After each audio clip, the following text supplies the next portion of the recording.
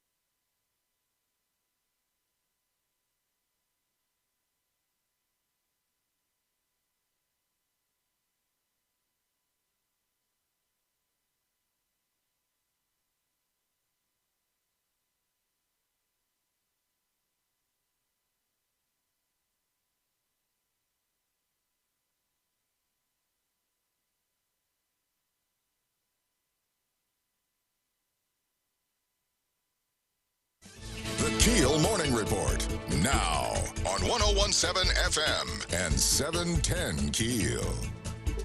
Strong storms caused some major damage in Bossier. Matt Parker with that. The downtown area of Bossier City suffered major damage due to heavy thunderstorms and straight-line winds. Several homes around the East Bank District have been ruled a total loss. Diamond Jacks Casino had to be evacuated and shut down after high winds damaged a boat's boarding ramp. Thousands remain without power. Luckily, no injuries are being reported.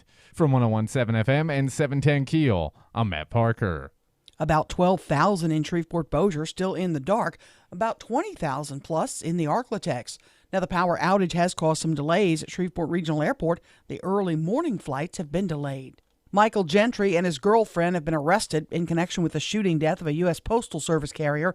According to investigators, Gentry allegedly shot and killed Antonio Williams as he was delivering mail on Dudley Drive. At this time, there are no details about what led to the fatal encounter. Gentry's charged with numerous crimes, the girlfriend facing drug charges. Over 300 cases of hepatitis A reported and confirmed in Louisiana since the start of this year. The mayor apologizes for Shreveport's shameful past. Adrian Perkins took to the stage in Festival Plaza Saturday night to apologize to Sam Cooke's daughter Carla for the way her father was treated here back in 1963. The good news about that event in 1963 is that it inspired him to write the song, "A Change Is Gonna Come." Well, today is clear evidence that a change has come to Shreveport, and we're gonna go even higher in the future. The mayor also presented Carla a key to the city in honor of her father's career and civil rights work.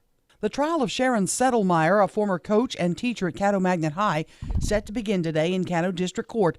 The 72-year-old is accused of sexually molesting a 15-year-old back in 2000.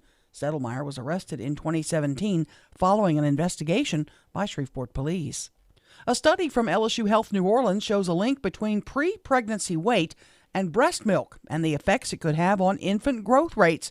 The lead author, Dr. Henry Nuss, says the level of hormones like insulin and leptin in the breast milk of mothers that are overweight pre-pregnancy could impact childhood obesity. These breastfeeding infants were consuming the milk from their moms, that they too were getting an increase in leptin in breast milk, which increased levels of leptin, if you have too much, can be a bad thing because you can develop a leptin resistance, and then your body has no way to regulate your appetite level. Nuss says the study will continue to follow infants of mothers that participated in the study and continue to monitor them. The governor spoke at the Farm Bureau convention in New Orleans. Governor Edwards highlighted that Louisiana needs the China trade deal resolved, and soon, in an effort to return to stability. Both CNBC and Bloomberg separately issued analysis that shows that of all 50 states, the one state that stands to lose the most from protracted instability related to trade is Louisiana. Edwards stated more money will be spent on rural infrastructure as part of the new $700 million injection of new transportation funding. Gas prices still dropping. Over the past 2 weeks, they fell by 11 cents. The price is now averaging $2.73 on average. Trilby Lundberg says the Federal Reserve cut contributed to higher crude oil prices. Even before the drone event, that certainly did immediately spook oil prices to a degree. The crude oil prices were already rising due in part to the Federal Reserve's announcement of a rate cut later this year. Locally, you can find gas at the $2.10 range. Megan Cruz is Miss Louisiana. The Bossier City native beat 28 other women, including Miss Louisiana Tech, to win the crown. Oregon Republican lawmakers have left the state to avoid a vote on the climate change bill. The governor has urged state police to try to round them all up. Toys R Us wants to make a comeback. They're set to open about a half dozen smaller stores by the end of this year. I'm Erin McCarty on 101.7 FM and 710 KEEL.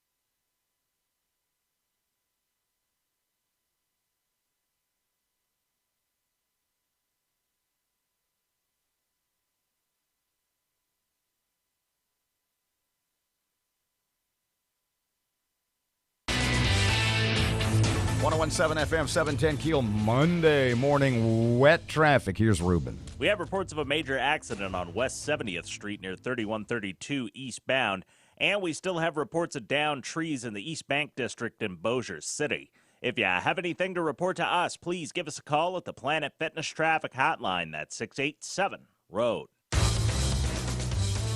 Rain with embedded thunderstorms falling across the Arklatex, and the shower and thunderstorm chances are going to stay with us here through much of the day today.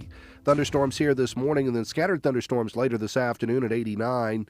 Late night showers and thunderstorms tonight, low 72, and another round of storms for tomorrow. Tomorrow's high 85. Richard DeWettig at the Weather Channel.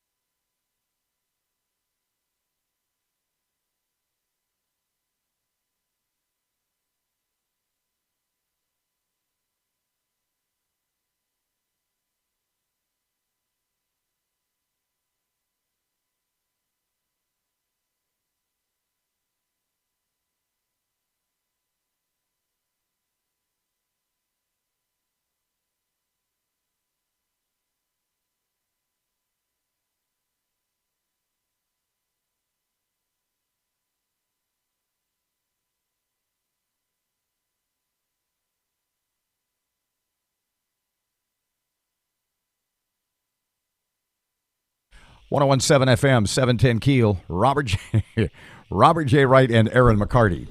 Keel app is a free download from Office Furniture Source. So the boat didn't float away. We heard last night. No. We were both getting texts.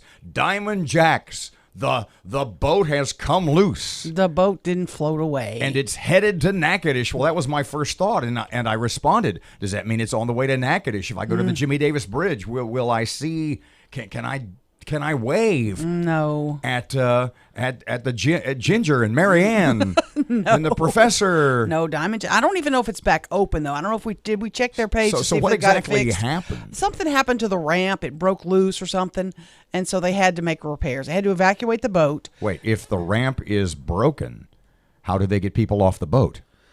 Well, Helicopter from 20 feet? no, they probably made a makeshift way for folks to get off, and then they have to make repairs to the boat. Now, I was on Diamond Jacks about a week or so ago, and they had built like a wooden ramp to get onto the boat, as opposed to that metal one. They call that a gangplank. And it kind of winded its way onto the boat, and it had rails and all Diamond that. Jacks is doing executions. So I don't know if that temporary one they had built had broken. I'm not sure, but it wasn't the main one, because the main one, the water level had changed so much, so they weren't able to use their main ramp. So they were using a makeshift, wooden one they had built to get on the boat. Did you have to walk uphill to get on boat? A little bit, yeah. Mm-hmm. If you frequent the boats, you know what I mean. Yes, you had because the level of the water. And typically they adjust their ramps based on the water. But Diamond Jacks had, instead of using that main ramp, they had built like a temporary wooden one, like I said, with handrails and all that. Yeah. Now apparently that temporary one broke or something was wrong with it.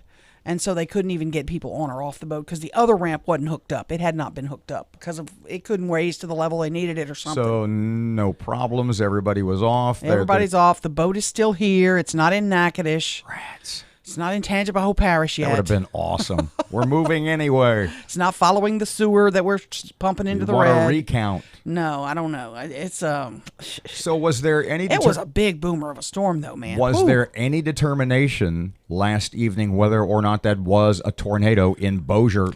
They're saying straight line winds, 60-mile-an-hour winds. It was really strong. If you stepped out in it, it was really strong. The problem we have today is power outages. All this side of west side of Shreveport is out. Pines Road is. In fact, I drive the interstate, and I check the lights because I'm like that.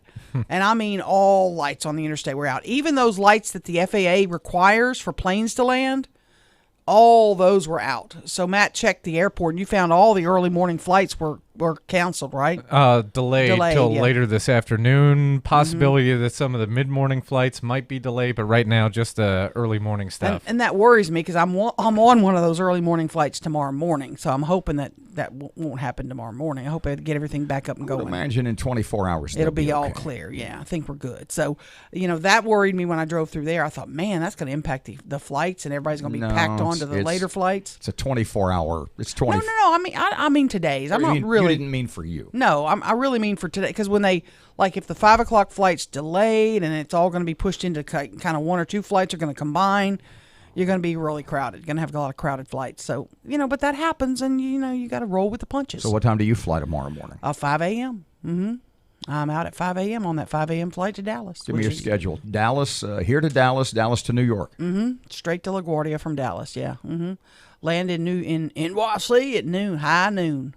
Why every time when you say New York City, do you say it like you're I don't know. Like you're one of the darlings on Andy Griffith? I don't know. I'm going to feel like it. My brother told me. My brother is pretty cosmopolitan, and he lived there for many years. Cosmopolitan for a human being or cosmopolitan for a McCarty? No, he's cosmopolitan for a human being because he lived in New York, he lived in Chicago, he lived in Atlanta, he lived in Houston. He's lived in a lot of big cities. And, he said, just remember, don't act like a tourist. Have your money out, long before you don't be digging in your pocketbook looking for money when you're dealing with a cab, or, have everything situated, ready to go, walk with a purpose, don't stand around just. Why? I'm like, man, that's just me. Why would you not do that? Why would you not gawk? Why would you not be amazed at where you are? And who cares if they think you're a tourist or not? You are a tourist. He's not worried about that. He's worried about me getting robbed. He's worried about, if bad guys think you're a goober tourist, they're likely to just grab your handbag and go. And I think that has nothing to do with it. Well, that's what he said. He said, I just don't want you to get hurt. So I said, okay. Because part of the trip I'm going to be by myself. I mean, we're going to meet up. He's going to get to the airport earlier than I. So he's going to go do a few things. And then we're going to meet up at the hotel. So he's worried about me getting from the airport to the hotel. So, Parky, I want you to think about this. Let's ruminate. Let's think about this for the course of the morning. All right. What human being, who do we know that we could sort of, Erin, act like fill in the blank is the attitude you need? Brett Butler. Oh, gosh, yeah. You need to be mean. You need to be ornery. You need to be nasty. If anybody approaches you, you should say, back off now. Get the hell away from me. Yeah. Act like that gator that attacked the Caddo Sheriff a couple of weeks ago. I think that's probably your best choice. That's good, too. That is a good idea. Very good idea. So if you want to work on that this morning, your New York City attitude, as Billy Joel said, New York state of mind, you can work on that through the course of the morning. I'm stoked. I can imagine you're going to get an award. Yeah, I'm going to New York City. That's exactly how they say it there. 101.7 FM, 710 Keel traffic update. Now, here's Ruben. We're dealing with several power outages this morning due to the storm, and traffic lights are down on Pines Road near Westport Avenue. And we're still dealing with that major accident on West 70th Street near 3132 eastbound. If you have anything to report to us, please give us a call at the Planet Fitness Traffic Hotline, 687-ROAD. Rain with embedded thunderstorms falling across the Arklatex, and the shower and thunderstorm chances are going to stay with us here through much of the day today. Thunderstorms here this morning and then scattered thunderstorms later this afternoon at 89. Late night showers and thunderstorms tonight, low 72, and another round of storms for tomorrow. Tomorrow's high 85. Richard DeWettig at the Weather Channel.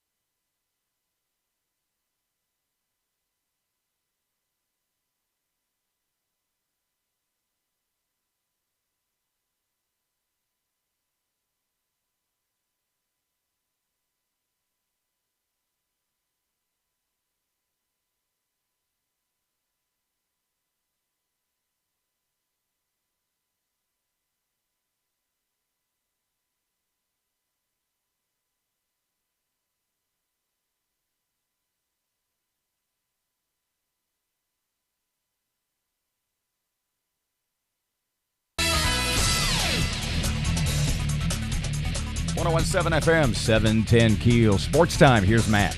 Bossier City fighter Andrea KGB Lee won another big fight this weekend. Lee won by decision Saturday night at UFC Greenville. However, despite the dominating performance, Lee says it was the worst fight of her career.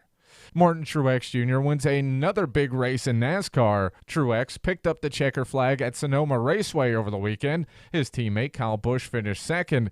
Ryan Blaney finished third. NHL superstar PK Subban's on the move. The Nashville Predators sent the all-star defenseman to the New Jersey Devils in exchange for prospects and draft picks. In baseball action, the Houston Astros dominated the New York Yankees, winning 9-4. The Rangers also picked up a decisive win, beating down the White Sox 7-4. The Atlanta Braves needed an extra inning to squeeze past the Washington Nationals 4-3. And in FIFA World Cup action, the U.S. takes on Spain today. Game time, 11 a.m. From the Keel Sports Desk, I'm Matt Parker.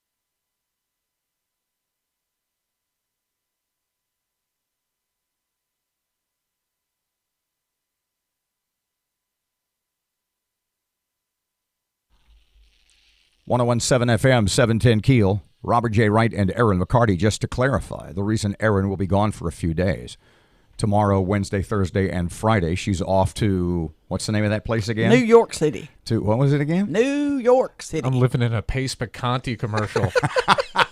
Dear Lord. Get a rope. Don't forget your banjo, okay? Yeah, I know. Deliverance girl. Good Lord. I'm a rope belt. I got them already. Erin is headed to New York City. New York City. To receive an award. If you don't know, it's. I'm going to the Big Orange. I don't get it. I'm going to the Big Orange. What? Oh, you're making a joke about the Big Apple. Oh, it's the Big Apple. My See, bad. oh, My I'm bad. sorry. That is such a bad joke. I know it is. I know it is. That's my job. Bad jokes. No, it's not. Yes, it is. Where have you been? Your job is to make the show good. Bad jokes, bad singing. Is there Yes. anything you do that's quality? Nah. So, despite her bad jokes and bad singing, and basically being an albatross around the neck of this show, Erin is off to New York. Who's getting the award, by the way? Erin New is York off City? to New York City to receive an award, a Gracie Award, Miracle. Women in Media, Radio, TV, Digital, etc.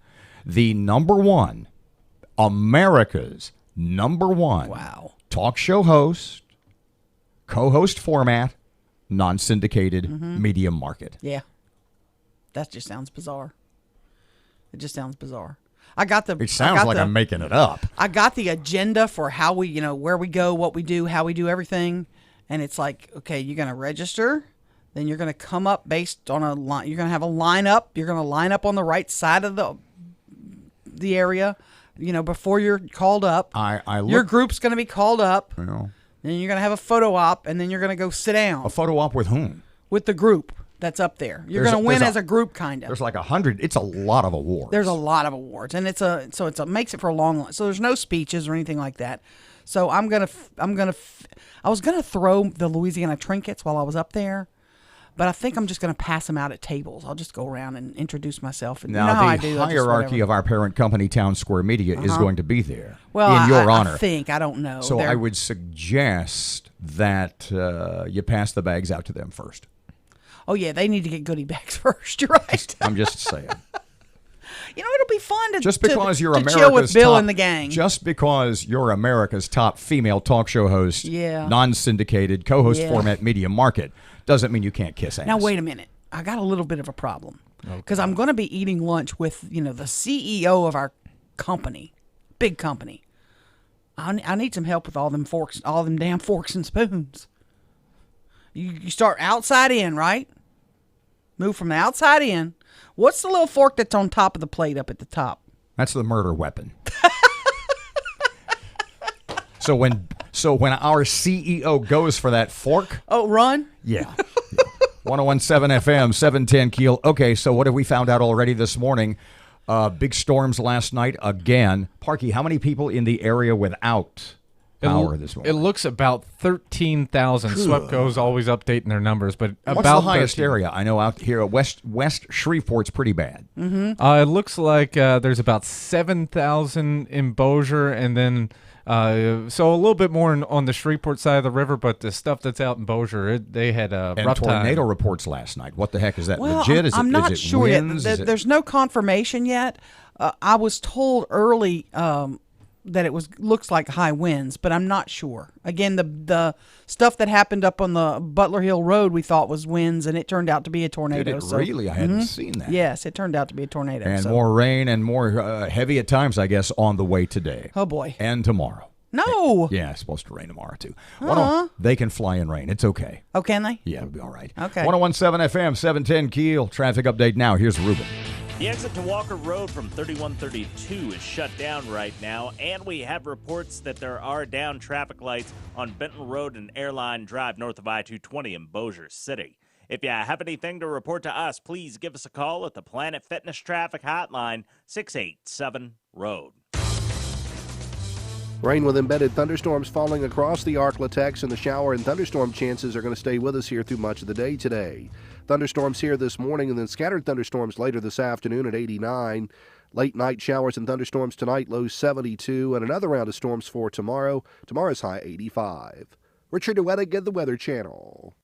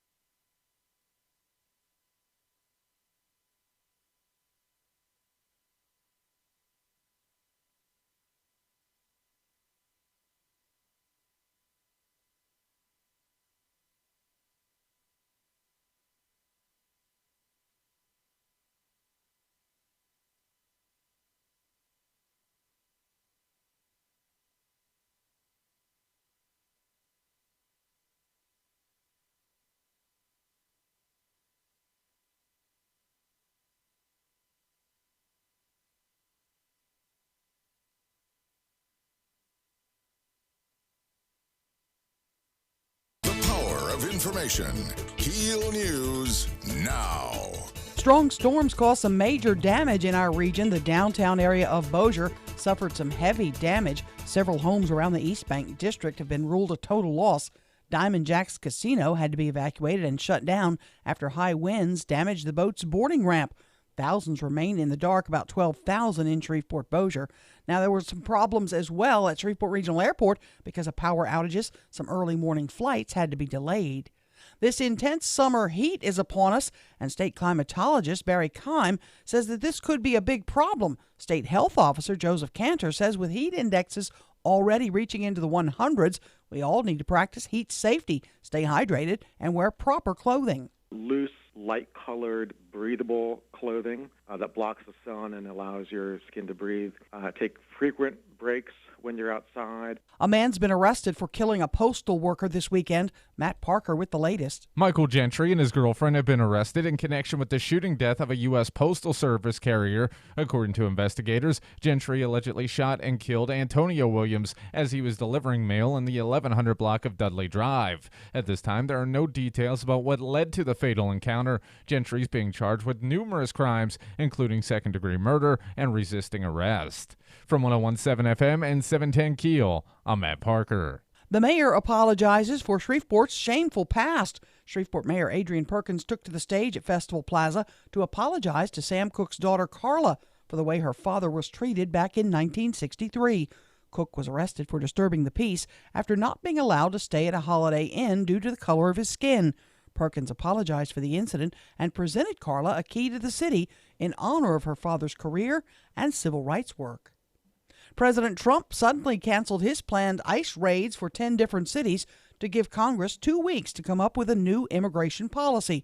Arkansas Republican Senator Tom Cotton saying on Fox News the best case bipartisan scenario when it's time for Congress to talk about immigration is if we could get a genuine law passed through Congress that would address the asylum reforms that we need to stop the crisis at the border, that would be a good thing. The raids would have targeted thousands of undocumented families who have received deportation orders. The trial of Sharon Settlemeyer, a former coach and teacher at Caddo Magnet High, set to begin today in Caddo District Court. The 72-year-old is accused of sexually molesting a 15-year-old back in 2000. Settlemeyer was arrested in 2017 following an investigation from Shreveport police. Louisiana's unemployment rate dropped to 4.4% in May, a 0.6% drop year to year. Workforce Commission Secretary Ava DeJoy says the state has 2,600 fewer unemployed than last month and 12,000 since last year. She says in total, it's a record for the decade. Our seasonally adjusted unemployment rate is the lowest it's been in 11 years. We haven't been this low since April of 2008. It's not all rosy news, however. Homa down 2,600 jobs, Alexandria down 600, and the worst performing in the state, Shreveport has lost 2,700 jobs. Megan Cruz, Miss Louisiana, the Bossier City native, beat 28 other women, including Miss Louisiana Tech, to win the crown. Cruz scored a $10,000 scholarship and a chance to represent the state in the Miss America competition. And what city would you think has the most single millionaires looking for love? Well, at the top of the list is New York City. In fact, 8 out of the top 10 cities are all in the U.S. The only ones out of our country, London and St. Petersburg, Russia. I'm Erin McCarty on 101.7 FM and 710 KEEL. Our state has gained 12,000 jobs. This puts call full employment, the first time Louisiana has received that designation.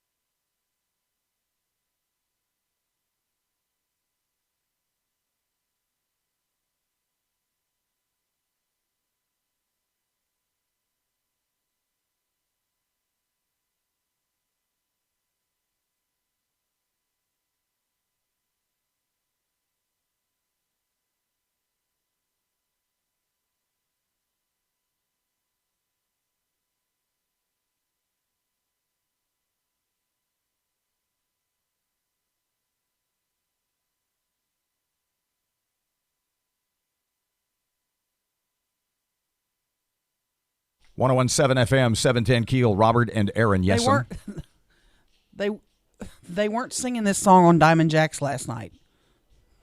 Take Me to the River. They weren't singing this.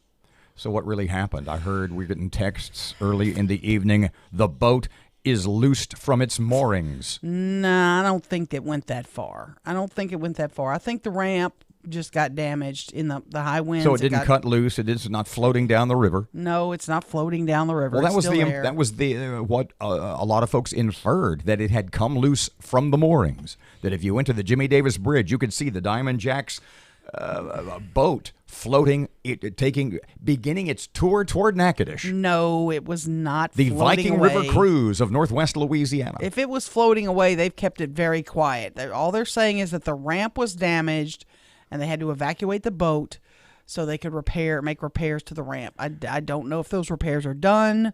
The folks that are there now can't confirm or deny whether or not the boat's open. So, if you know if Diamond Jacks is back open, let us know. Our text line is 318-392-1884. Not bad. Wow, I got it. Man. And what was the mnemonic for that? I don't know. I don't remember those. Peyton Manning, Randy Moss. Peyton Manning, Randy Moss. Oh, thank you. What's the maximum number of gaming positions that you can have at one individual casino? 23 for Michael Jordan. 65 for I don't know who. Retirement age. Oh, yeah, retirement age. Yeah, 2365. Right. Okay, yeah. Oh, boy. Johnny Mnemonic. Nice job. We'll touch on this just a bit later, but we'll get into it in depth a little bit later and its ramifications. But this is the headline, and it's something you and I have talked about pertaining to education and health care and all the things that the government incrementally or legislatively is trying to take over. Here's the headline. Later today, Sanders to propose eliminating, Bernie Sanders, to propose eliminating all $1.6 trillion of student debt. What? And he's also going to call for free tuition for public universities in America. Free tuition? Yep, he's got a plan. He's going to tax every stock transaction in America. 0.5% on every transaction, the amount of the transaction. Goodness sakes alive. Yeah. You got a 401k? Yeah. Yeah. Every time you move a fund around? Every time your guy moves a fund, depending on the amount of the fund, 0.5% tax, taking it from your fund. Ouch. They will exempt 401ks. They would have to. Why? That's where all the money is. No, they would have to. That's where all the money is. They need 1.6 trillion, and they have to have enough money to pay for free college for every student who wants to go at every public university in America. Now imagine if LSU, Louisiana Tech, ULM, LSUS, every public university in everyone across America suddenly has not tuition eliminated, Yeah. but will be paid by the federal government. Which means who? Guess what'll happen with tuition costs? They'll skyrocket. Of course they will. Oh, because government's paying for it. Of course they will. Ay, ay, ay. 0.5% tax on the amount of every stock transaction in America. 101.7 FM, 710 Keel. Some, what did you call it? Allendale Wrong. Strong news when we get back. Traffic update. Here's Ruben. Just received reports of a major accident on I-20 eastbound near Market Street, and we're still dealing with some down traffic lights on Benton Road and Airline Drive just north of I-220 in Bossier City. If you have anything to report to us, give us a call at the Planet Fitness Traffic Hotline. That's 687-ROAD. Rain with embedded thunderstorms falling across the Arklatex, and the shower and thunderstorm chances are going to stay with us here through much of the day today. Thunderstorms here this morning and then scattered thunderstorms later this afternoon at 89. Late night showers and thunderstorms tonight, low 72, and another round of storms for tomorrow. Tomorrow's high 85. Richard DeWettig at the Weather Channel.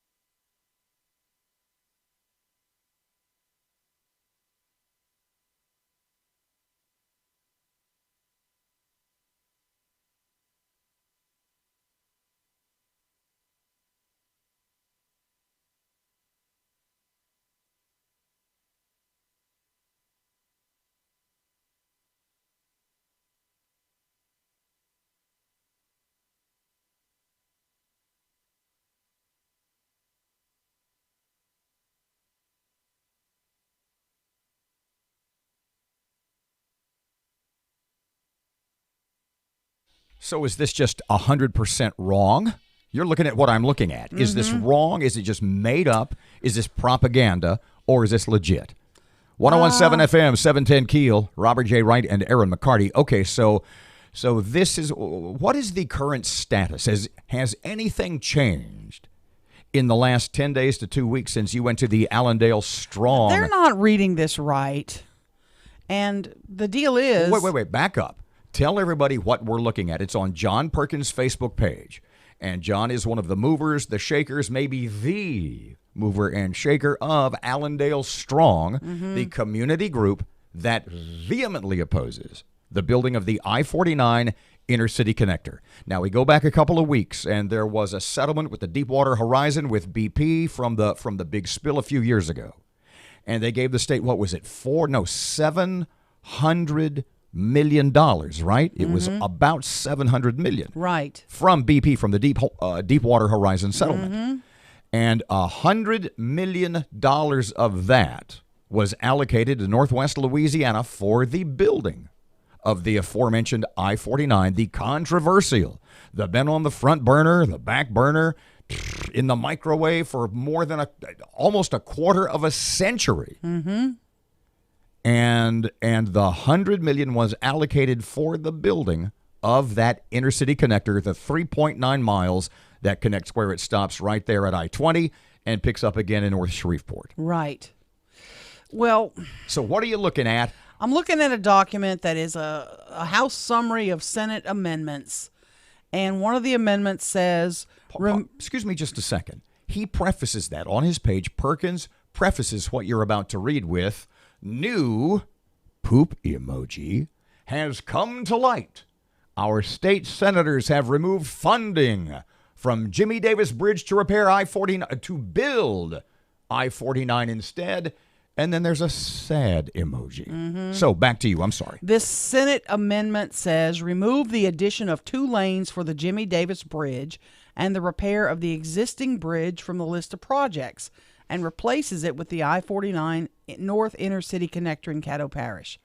I think what they're mixing up is that we don't need to repair the existing bridge anymore because we're building a new bridge. They already said, I got a text from Sean Wilson while he was on vacation, that he expects to begin the new bridge in early 2021. Okay, let's back up there just a little bit. What do you know about that? Who have you talked to? What is the story? And what sort of... well, we had last week the news. Foster Campbell said he was told the work on the new bridge would begin in 2020, correct? Now, when we talk about... I asked Sean Wilson to confirm that, and he said, I'm on vacation, so I can't tell you much, or my wife will kill me. But it's expected to begin in 2021. What we're talking about is the building of a new Jimmy Davis span, a 4-lane. Yeah, and this they removed is repairing the existing bridge. If we're building a new bridge, we don't need to repair the existing bridge. You ultramaroon? So now not only is it Allendale wrong, now he's an ultramaroon? Well, in this regard, he's misleading. This is misleading because this is acting like we're just going to forget about Jimmy Davis now.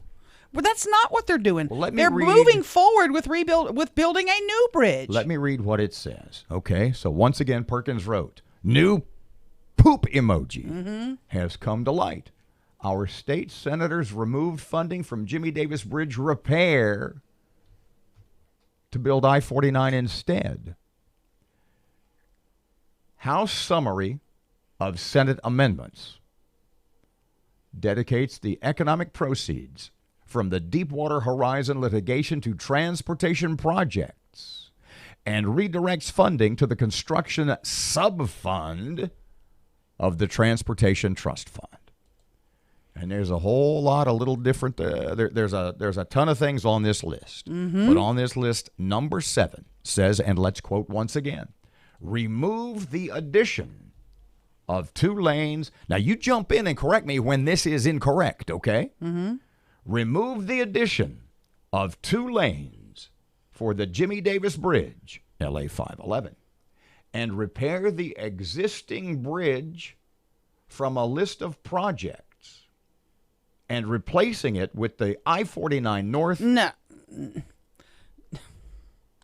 This How wrong is that? This is pertaining to the bridge that you see now. Yes. The Jimmy Davis Bridge as we see it now. The 2-laner that is... We're not going to spend any money to upgrade that bridge. So you're removing that. We're not going to pay to fix that bridge. We're building a new bridge. This is not referring to the new bridge at all. I think they're confused. And I'll catch up with Tarver or Peacock or one of them this morning, and we'll get the clarification because I think they're misleading people by putting this up. In the last 30 seconds, you have described them as first confused. Yep. And second, misleading. You got to pick one. You can't say, well, Erin's confused, and then say Erin's misleading. Or in this case, John Perkins is confused and John Perkins is misleading. It's one of the two. Well, I'm not sure. I don't know if they're intentionally misleading people or if they don't know what they're talking about. I tend to guess Perkins knows what he's talking about. So I would have to lean, if I'm on a seesaw, I'm teetering toward the misleading side because he's a very bright man. He kind of knows what he's talking about and he's passionate about it. But I think he knows this is just removing any money for fixing that old bridge up. So he's raking muck? He could be raking muck. Yeah, he could be. He's known to be a raker of muck. 101.7 FM, 710 Keel, Robert J. Wright and Erin McCarty. Weather Channel forecast, cloudy and rainy, continuing today. Don't know about the winds and stuff last night. Had a mess in Bossier. We'll update you guys on that in just a couple of seconds. High today of low 80s. It's 65.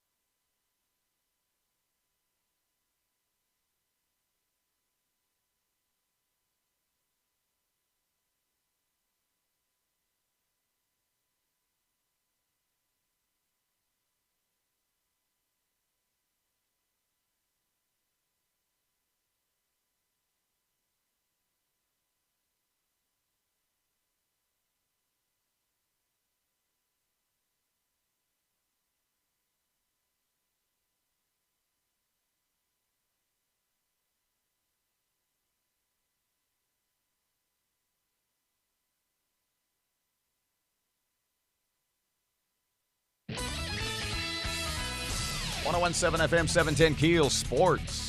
Bossier City fighter Andrea KGB Lee won another big fight this weekend. Lee won by decision Saturday night at UFC Greenville. However, despite the dominating performance, Lee says it was the worst fight of her career.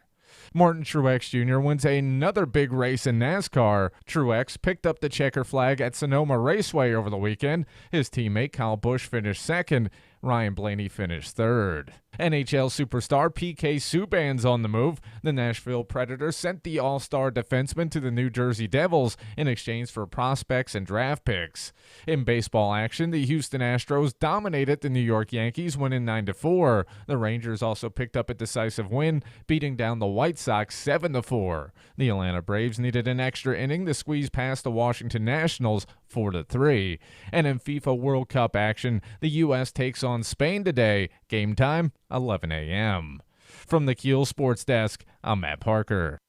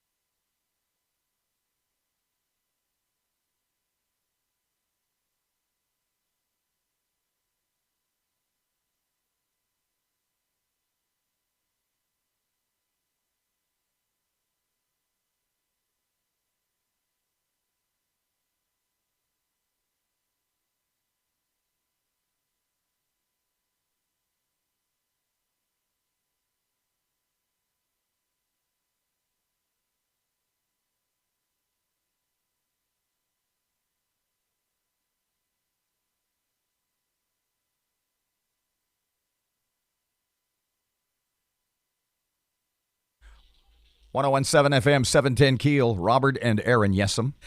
Guess what I did this weekend? Slept intermittently. And I'm pain-free. I I got a manicure and a pedicure. Seriously? And no back troubles. You get money off for that? 9.5 toes, or is it 10.5 toes? I've described this before. I think it's an extra. I think you have that extra half a toe, don't you? But I'm really sad. Why? Because the pedicure lady, she said, I'm embarrassed. She said, shouldn't the big one be on the end? No, it's worse than that. You'll have ugliest toes in Shreveport. That's what she said. She told me I have the ugliest. What was that really lousy dialect you just did? That was horrible. That was bad. I take that back. I have the ugliest toes. She did in not Shreveport. say that. Yes. I mean, I don't disagree. Yes. I've seen your toes. Well, I've been going to her for a long time, so we do rib each other. And that's not ribbing. That's truth. Yeah. That's over the line. She said, oh, dear God. Since when is being honest over the line? I mean, that's like going to the doctor. He says cough twice and then says, well, never mind. I'm sorry I even got into that. Man. But, usually when I get a pedicure, I get a backache. Yeah. And so now, no backache. From lifting that foot up and setting it on the pillow. No, it's from the stupid massage chair. So you're all set to go. You're set. Ready Yeah, for beautiful the trip. nails, everything. See the nails? I can beautiful, see those. beautiful. Yeah. They look good, don't they? Yeah. All of these are all mine except for this one. Like crab claws. That's a fake one. Keep your foot on the ground. You might debilitate yourself for the trip. Oh, you want to see those? 1017 FM, 710 Keels. No. Time for Rush. During the reign of Barack Hussein a record 40 million people were enrolled in food stamps. It's one of Obama's legacy points. But since Donald Trump took office, almost 6 million people have left the food stamp program, partly because Trump said no to people crossing the border with their hands out, ready to sign up for every government benefit they could. But the biggest reason is because America's economy is on fire. We are creating jobs again. When people are earning paychecks, they can buy their own food. Imagine that without Washington's help. It's amazing. When you stop treating businesses like the enemy, they create more jobs. When you let people keep more of their paychecks, the economy grows and even more jobs are created. It's easy to understand unless you are a leftist progressive. They see the evidence right in front of their faces, and they still don't get it, and they apparently never will because they don't want to get it. They want people to be dependent. 6 million people off food stamps, that's a big deal. It's a crisis to the Democrats. If anybody but President Trump were in office, the drive-by media would proclaim the 2020 elections over based just on this story. But because it's not good for the Democrats, it's not going to be reported.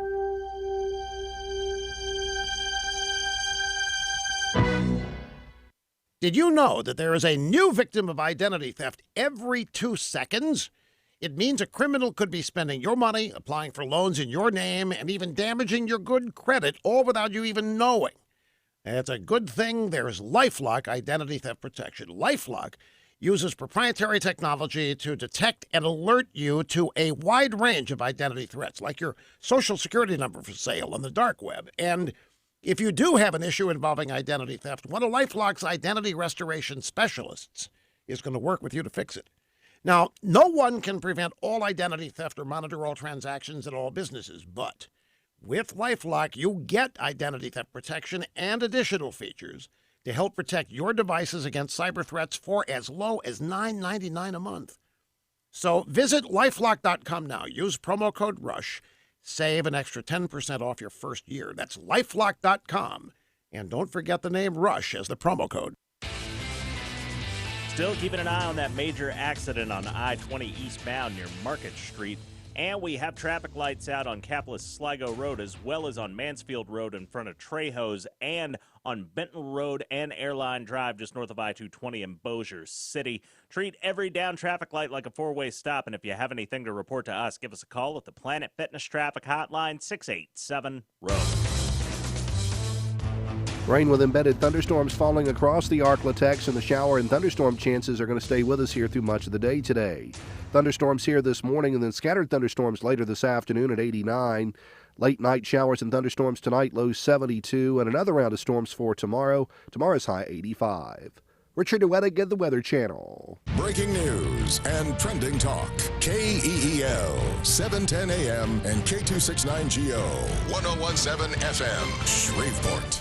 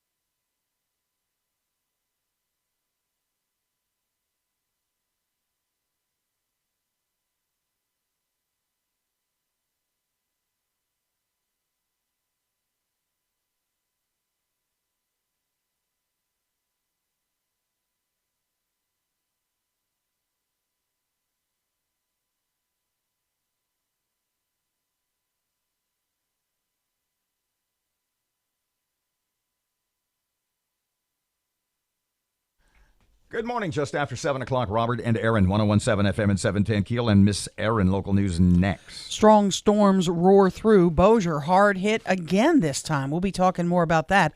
Also, the intense summer heat is on us in the Bayou State.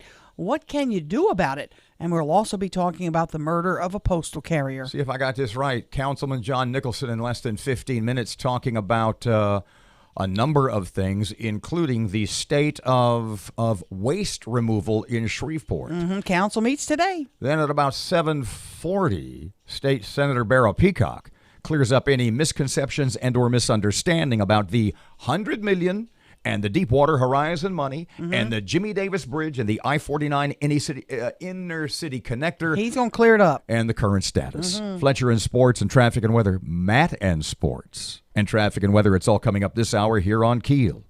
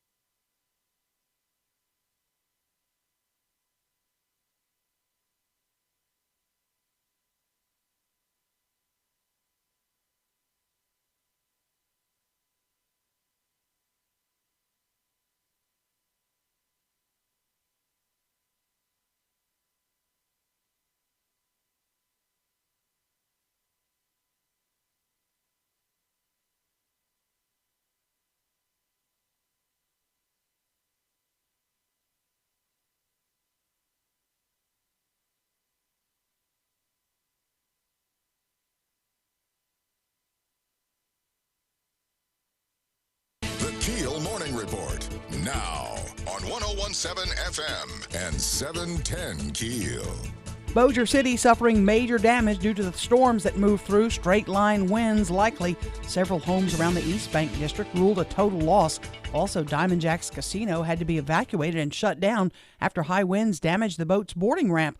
Thousands remain in the dark today. Now, as a result of the power outage, some early morning flights from Shreveport Regional Airport have been delayed. A man arrested for killing a postal worker. Michael Gentry accused of killing a postal carrier. According to investigators, Gentry allegedly shot and killed Antonio Williams as he was delivering mail on Dudley Drive. At this time, no details about what led to that fatal encounter. Gentry's being charged with numerous crimes, including second-degree murder and resisting arrest. His girlfriend faces drug charges. Now, Williams' daughter has put a post on Facebook saying that her father was apparently trying to intervene in a domestic dispute when he was shot. A large outbreak of hepatitis A in Louisiana. Matt Parker with that. Over 300 cases of hepatitis A have been reported and confirmed in Louisiana since the start of the year. According to the health department, this number is excessively high. In a normal year, only 5 to 15 cases of the disease are confirmed. At this time, a reason for the dramatic increase has not been discovered. Experts say the disease primarily affects drug users, prisoners, and homeless people. From 1017 FM and 710 Keel, I'm Matt Parker. The mayor apologizes for Shreveport's shameful past. Adrian Perkins took to the stage in Festival Plaza to apologize to Sam Cooke's daughter Carla for the way her father was treated back in 1963. He went to the Holiday Inn on North Market and was turned away because he was black. So today, we're going to write that bad history, and we're going to turn the page on that chapter by giving a formal apology to Miss Carla Cooke.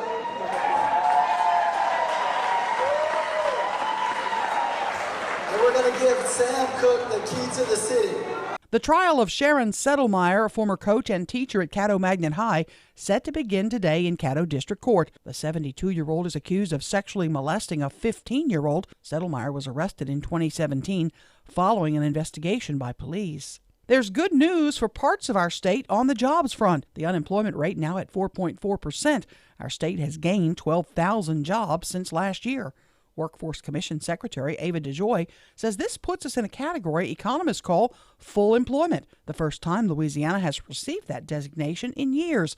DeJoy says this level of unemployment means businesses have to fight harder for new hires. That saturation level where employers are really looking at how they can train their existing workforce, and that there is a competition there for those folks that may be entering into the job market. But it's not all rosy news, however. Shreveport has lost 2,700 jobs. Megan Cruz is Miss Louisiana. The Bossier native beat 28 other women, including Miss Louisiana Tech, to win the crown.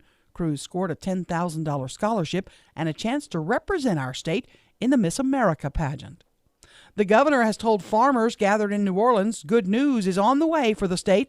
He says more money will be spent on rural infrastructure as part of the new $700 million injection of money. I can commit to you all that over the next 3 years, the state of Louisiana will invest $90 million more than the normal program on rural farm-to-market bridges. $100 million of that money is going to fund the inner city connector in Shreveport. A woman is left asleep on an Air Canada flight. She managed to use a flashlight to get the attention of the ground crew. She was on there for about 4 hours. Speaking of flights, Cam Newton offered someone in first class $1,500 if they could trade seats. They wouldn't take the money, so Cam had to sit in coach. I'm Erin McCarty on 101.7 FM and 710 KEEL.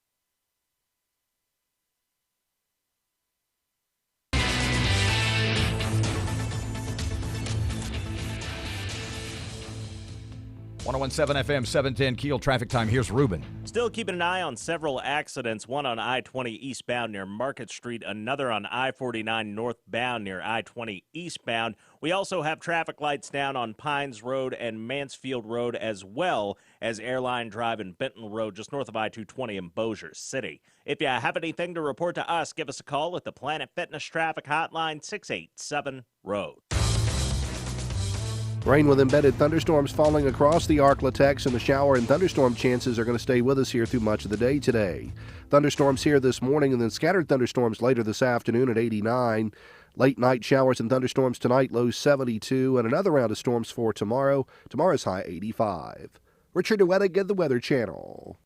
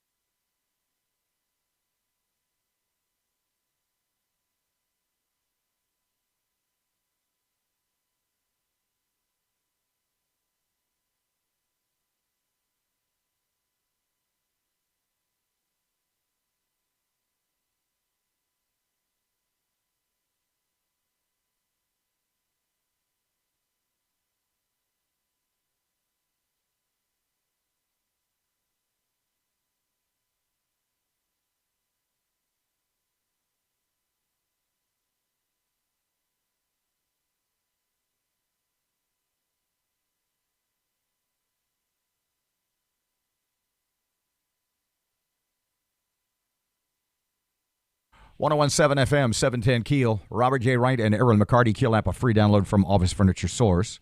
Joining us for a little bit is Shreveport Councilman John Nicholson. Hey, Mr. John, welcome back to KEEL. How you doing this morning? A little damp, I would assume. Damp like everybody in town, but yeah, I'm doing well. Got power where you are? We do, thankfully. Okay, good. Got a text this morning. I asked Barbara Featherston if the repairs have been complete with regard to the sewer issue we're having. Her response is not yet. I'm waiting on an update from the weekend work as well as any impacts from the severe weather yesterday. What can you inform us with regard to the sewer problems in Shreveport and how it was handled? You know, Erin, I don't know at this point more than you do. As Councilwoman Fuller told you when she was on your show last week, we did not receive advance notice that the sewage was going to be released. That's something that I hope is handled differently in the future. But I know that as of now, the department's doing everything it can to address the problem. DEQ told us Friday that the city did everything, by the book like they were supposed to do. But you feel like there could have been a little better communication then? Look, I think that's right. There's always room for improvement. As a member of the council, I would like to know if sewage is going to be released in an area that's going to impact my constituents, and I hope that happens next time. But again, I think the city is doing what it can to address that problem. You said impacted your constituents. Did you get a lot of phone calls, like at 2 a.m, like there's dead fish in my backyard, anything like that? What was the, I don't want to use the word outcry, how did your folks respond? I received some contact through social media, through Facebook, and also a couple of emails. I wouldn't say that I received an overwhelming outcry of phone calls, and thankfully none at 2 a.m. Let me ask you about something you've proposed for the city council, if you don't mind. And I don't know if it's being misrepresented. It has to do with cameras that are going to be, you're asking that cameras be required at bars and nightclubs. Is that accurate? Tell us what you're proposing. The proposed ordinance on the agenda would require every business in the city that has an alcohol license that sells alcohol to have security cameras. I would think that businesses selling alcohol in Shreveport would want security cameras for their own safety. But having this requirement will give police an important tool to fight crime, and it will deter crime. So I hope the city council will give it serious consideration. I would imagine the cost for, depending on the size of the establishment, would vary, but I can't imagine those are cheap. A couple of grand what's the cost to businesses here? Well, I will say that I've already received some feedback from a local business owner, Grant Knuckles, about the technical specifications in the proposed ordinance. The ordinance as written now indicates that businesses would have to have 4K resolution cameras. That's the standard. But I certainly am receptive to modifying that requirement to reduce the cost on businesses. I don't think that the cost to every business will be a couple of grand. I see systems that satisfy the requirements on Amazon.com, where I get everything else that comes to my house for in the range of $500. But I'm going to continue to work with members of the council and with the business community to make sure that we give the police this tool without imposing an excessive burden on business owners. Why just not let why not just let owners decide whether or not they want cameras? I mean, if not having the cameras lessens their chance of getting their stuff back, then that's on them, right? Well, it doesn't just impact business owners. Last night we had a shooting at a liquor store in which a patron was injured. I'm concerned about business owners and protecting their property, but I'm also concerned about the citizens of our city. And in my view, this is a reasonable regulation that will help us fight crime. I mean, look, the number one issue on the campaign trail for me was public safety. All I heard from people everywhere I went was we need to do something about crime. This is a modest requirement we can impose on businesses that will help SPD protect us. Is the crime rate at the locations that you would require in your bill, is it markedly higher than other spots? Anecdotally, I know that liquor stores and bars are places where crime happens. I don't have statistics showing that they are targeted more frequently than places that don't sell alcohol, but my sense is that trouble sometimes follows alcohol, and I think this would help address that problem. Councilman John Nicholson, we had a postal carrier murdered in Shreveport this weekend. We've talked to the chief. We've talked to so many people about what is the answer. Do you have any unique ideas or things that you want to suggest to possibly change where Shreveport's going?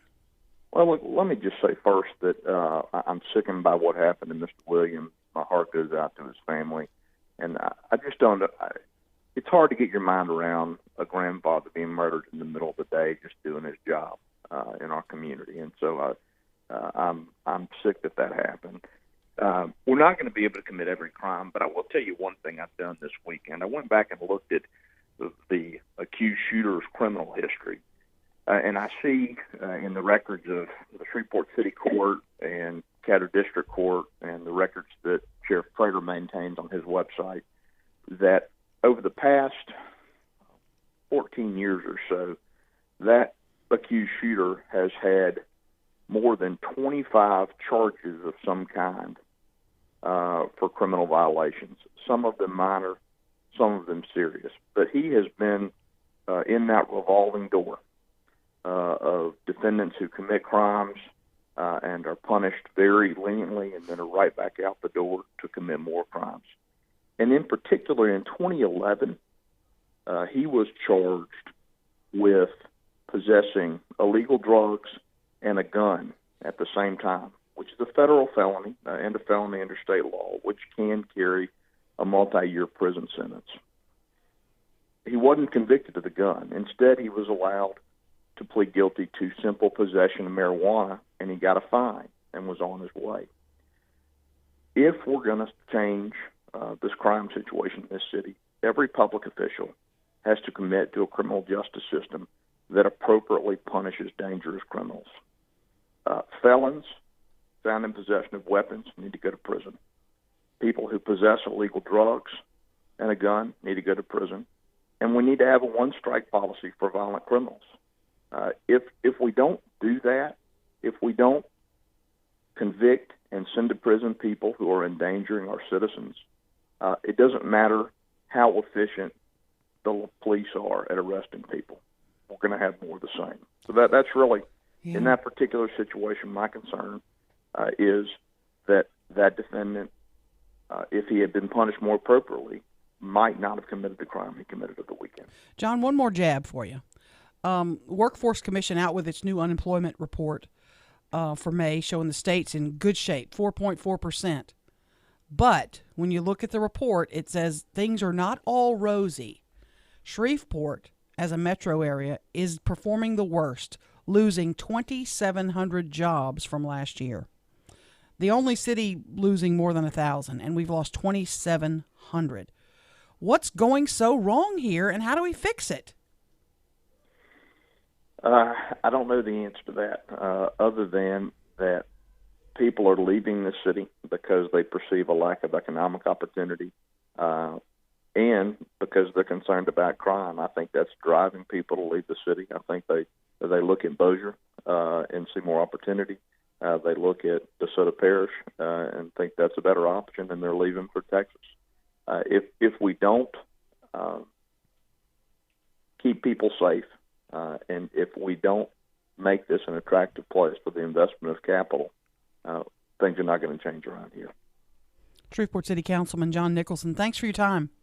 Hey, thank you both. Have a great day. 1017 FM, 710 Keel. Sports just ahead. Matt's got that. Right now, Ruben's here. Traffic time. We have reports of a down utility line on Pines Road near Timber Knoll Drive. We also have traffic lights out on Benton Road and Airline Drive north of I-220 in Bossier City. And we have an accident blocking traffic on I-20 westbound between Houghton and Bossier. If you have anything to report to us, give us a call at the Planet Fitness Traffic Hotline, 687-ROAD. Rain with embedded thunderstorms falling across the Arklatex, and the shower and thunderstorm chances are going to stay with us here through much of the day today. Thunderstorms here this morning and then scattered thunderstorms later this afternoon at 89. Late night showers and thunderstorms tonight, low 72, and another round of storms for tomorrow. Tomorrow's high 85. Richard Duettig at the Weather Channel.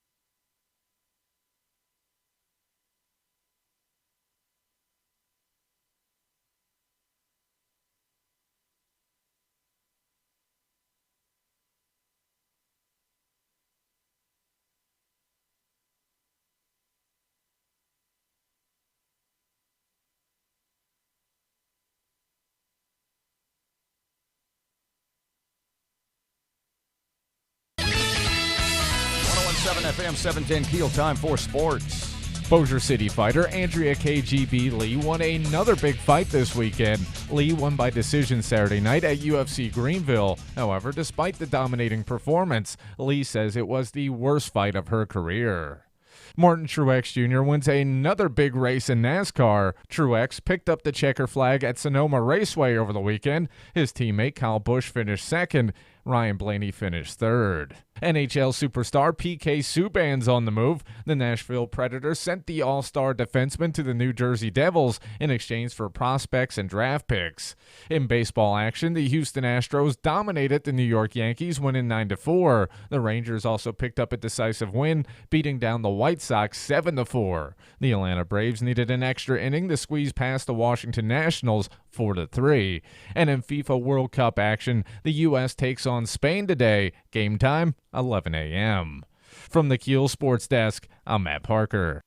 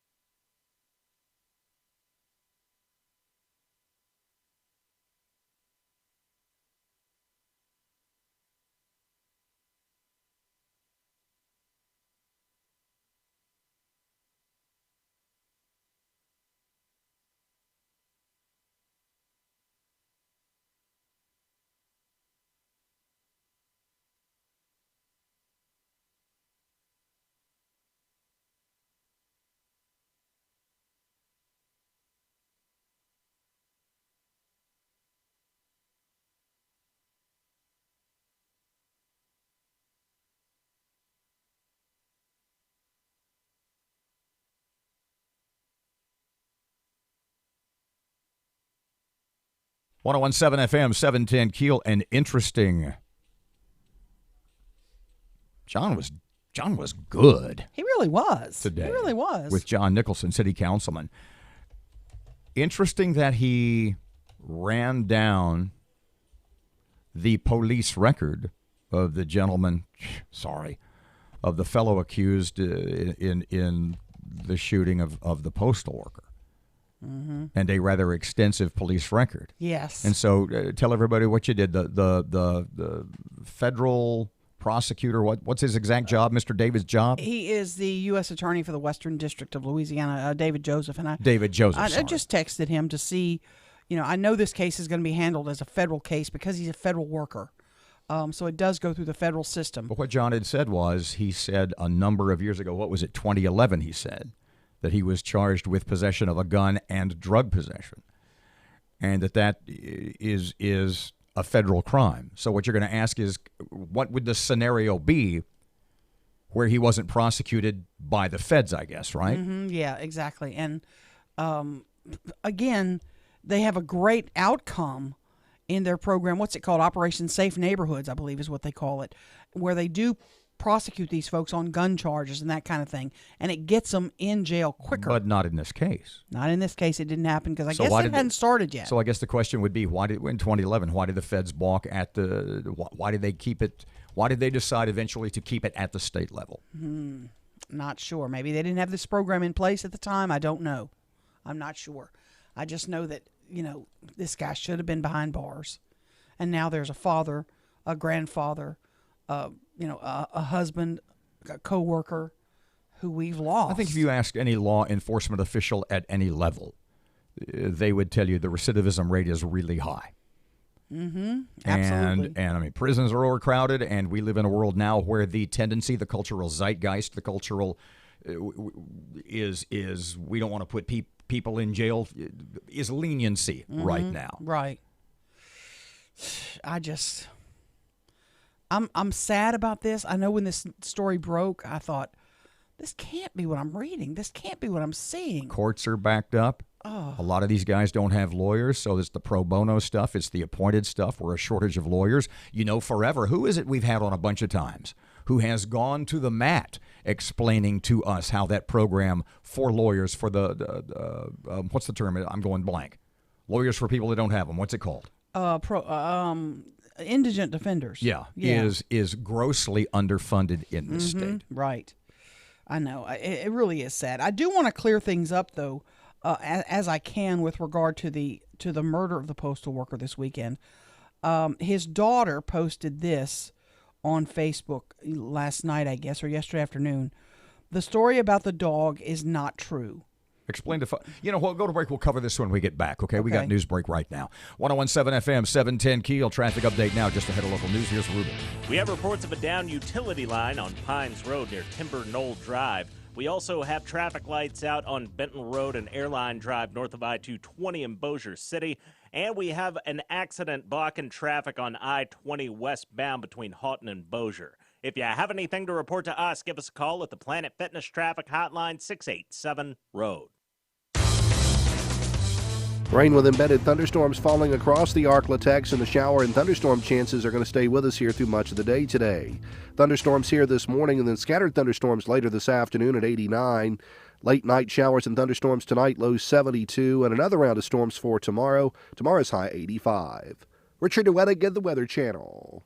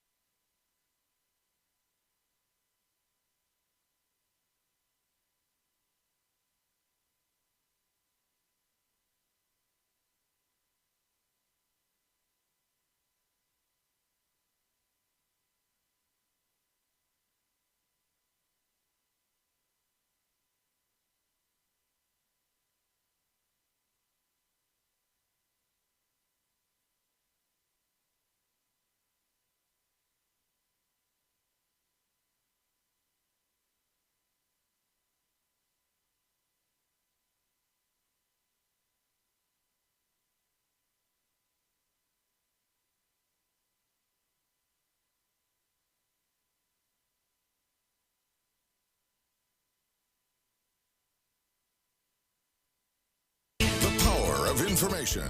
KEEL News now. Strong storms caused some major damage in our region. The downtown area of Bossier suffered some heavy damage. Several homes around the East Bank district have been ruled a total loss. Diamond Jack's Casino had to be evacuated and shut down after high winds damaged the boat's boarding ramp. Thousands remain in the dark, about 12,000 in Shreveport, Bossier. Now, there were some problems as well at Shreveport Regional Airport because of power outages. Some early morning flights had to be delayed. This intense summer heat is upon us, and state climatologist Barry Keim says that this could be a big problem. State health officer Joseph Cantor says with heat indexes already reaching into the 100s, we all need to practice heat safety, stay hydrated, and wear proper clothing. Loose, light-colored, breathable clothing that blocks the sun and allows your skin to breathe. Take frequent breaks when you're outside. A man's been arrested for killing a postal worker this weekend. Matt Parker with the latest. Michael Gentry and his girlfriend have been arrested in connection with the shooting death of a U.S. Postal Service carrier. According to investigators, Gentry allegedly shot and killed Antonio Williams as he was delivering mail in the 1100 block of Dudley Drive. At this time, there are no details about what led to the fatal encounter. Gentry's being charged with numerous crimes, including second-degree murder and resisting arrest. From 101.7 FM and 710 Keel, I'm Matt Parker. The mayor apologizes for Shreveport's shameful past. Shreveport Mayor Adrian Perkins took to the stage at Festival Plaza to apologize to Sam Cooke's daughter Carla for the way her father was treated back in 1963. Cook was arrested for disturbing the peace after not being allowed to stay at a Holiday Inn due to the color of his skin. Perkins apologized for the incident and presented Carla a key to the city in honor of her father's career and civil rights work. President Trump suddenly canceled his planned ICE raids for 10 different cities to give Congress 2 weeks to come up with a new immigration policy. Arkansas Republican Senator Tom Cotton saying on Fox News the best case bipartisan scenario when it's time for Congress to talk about immigration is if we could get a genuine law passed through Congress that would address the asylum reforms that we need to stop the crisis at the border, that would be a good thing. The raids would have targeted thousands of undocumented families who have received deportation orders. The trial of Sharon Settlemyer, a former coach and teacher at Caddo Magnet High, set to begin today in Caddo District Court.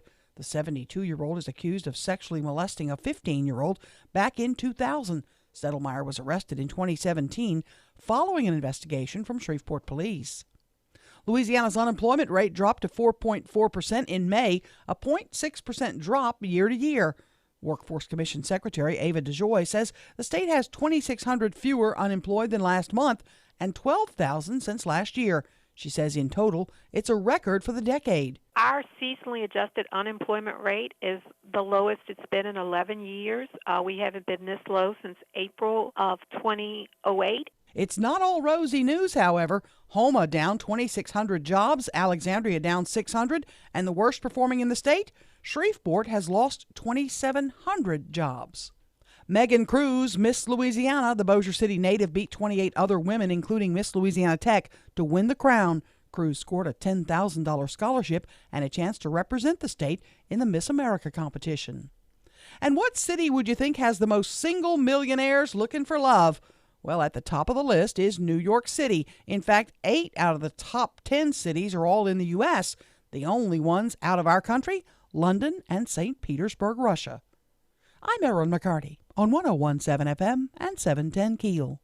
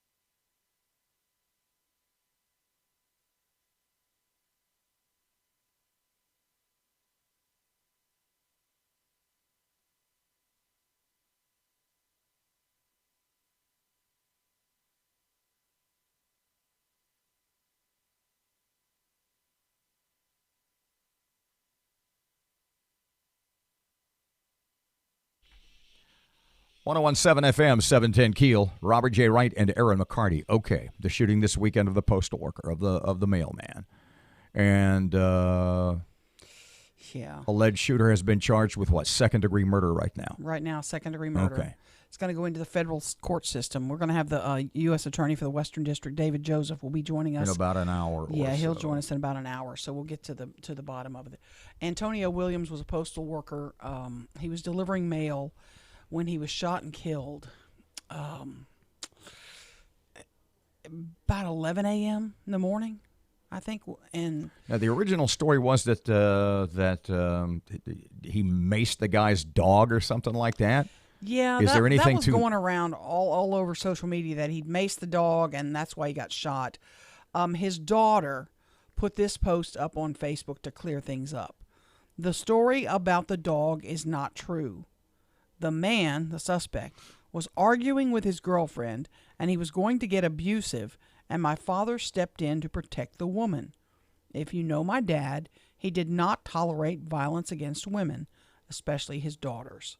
Now, police have not confirmed whether or not that is accurate, but I'm telling you that's what the daughter posted on Facebook this weekend, that the story about the macing of the dog is not true, that her father stepped in when things were escalating between the suspect What's and the his fellow's girlfriend. name who's been arrested? What's his name? Gentry is his last name. Gentry. Okay, so John Nicholson alluded to his rather extensive police record. Michael Gentry, yeah. And had also pointed out that, I guess it was 2011, right, Parky? He had been arrested on a drug possession and gun possession charge, which was a federal crime, is a federal crime. And the question came up, well, at the time, why did the feds not take that case from a local law enforcement official?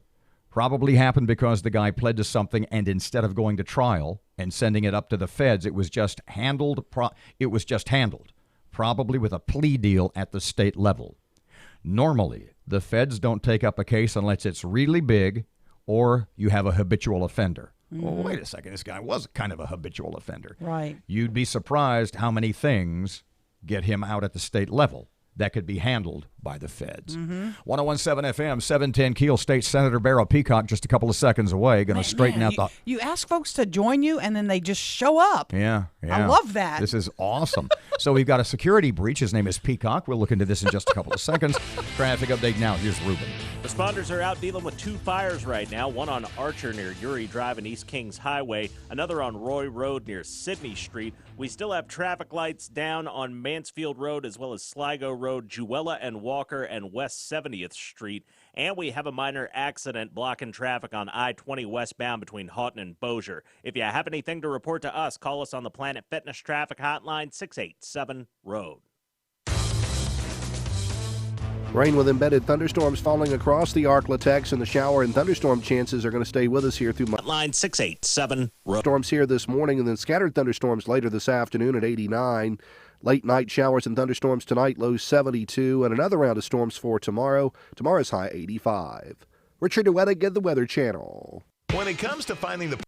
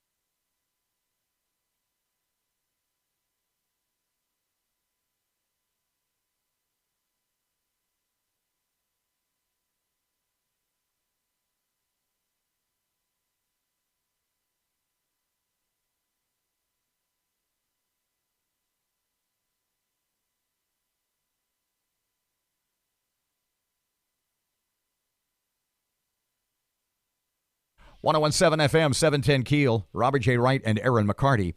So you called State Senator Barrow Peacock and you said, could you chat with us at about 7:40 or so about what misconceptions, what misunderstandings pertaining to the inner city connector and the $100 million and Jimmy Davis Bridge. And we're getting ready to call. And then we look up. He pops in. And he's at the door. I love this. Always a pleasure, sir. Thanks for stopping by. Here. Good to see you. You look very snazzy this morning. Thank you. So, John Perkins put something up on his Facebook page that says, you guys pulled a little fast one.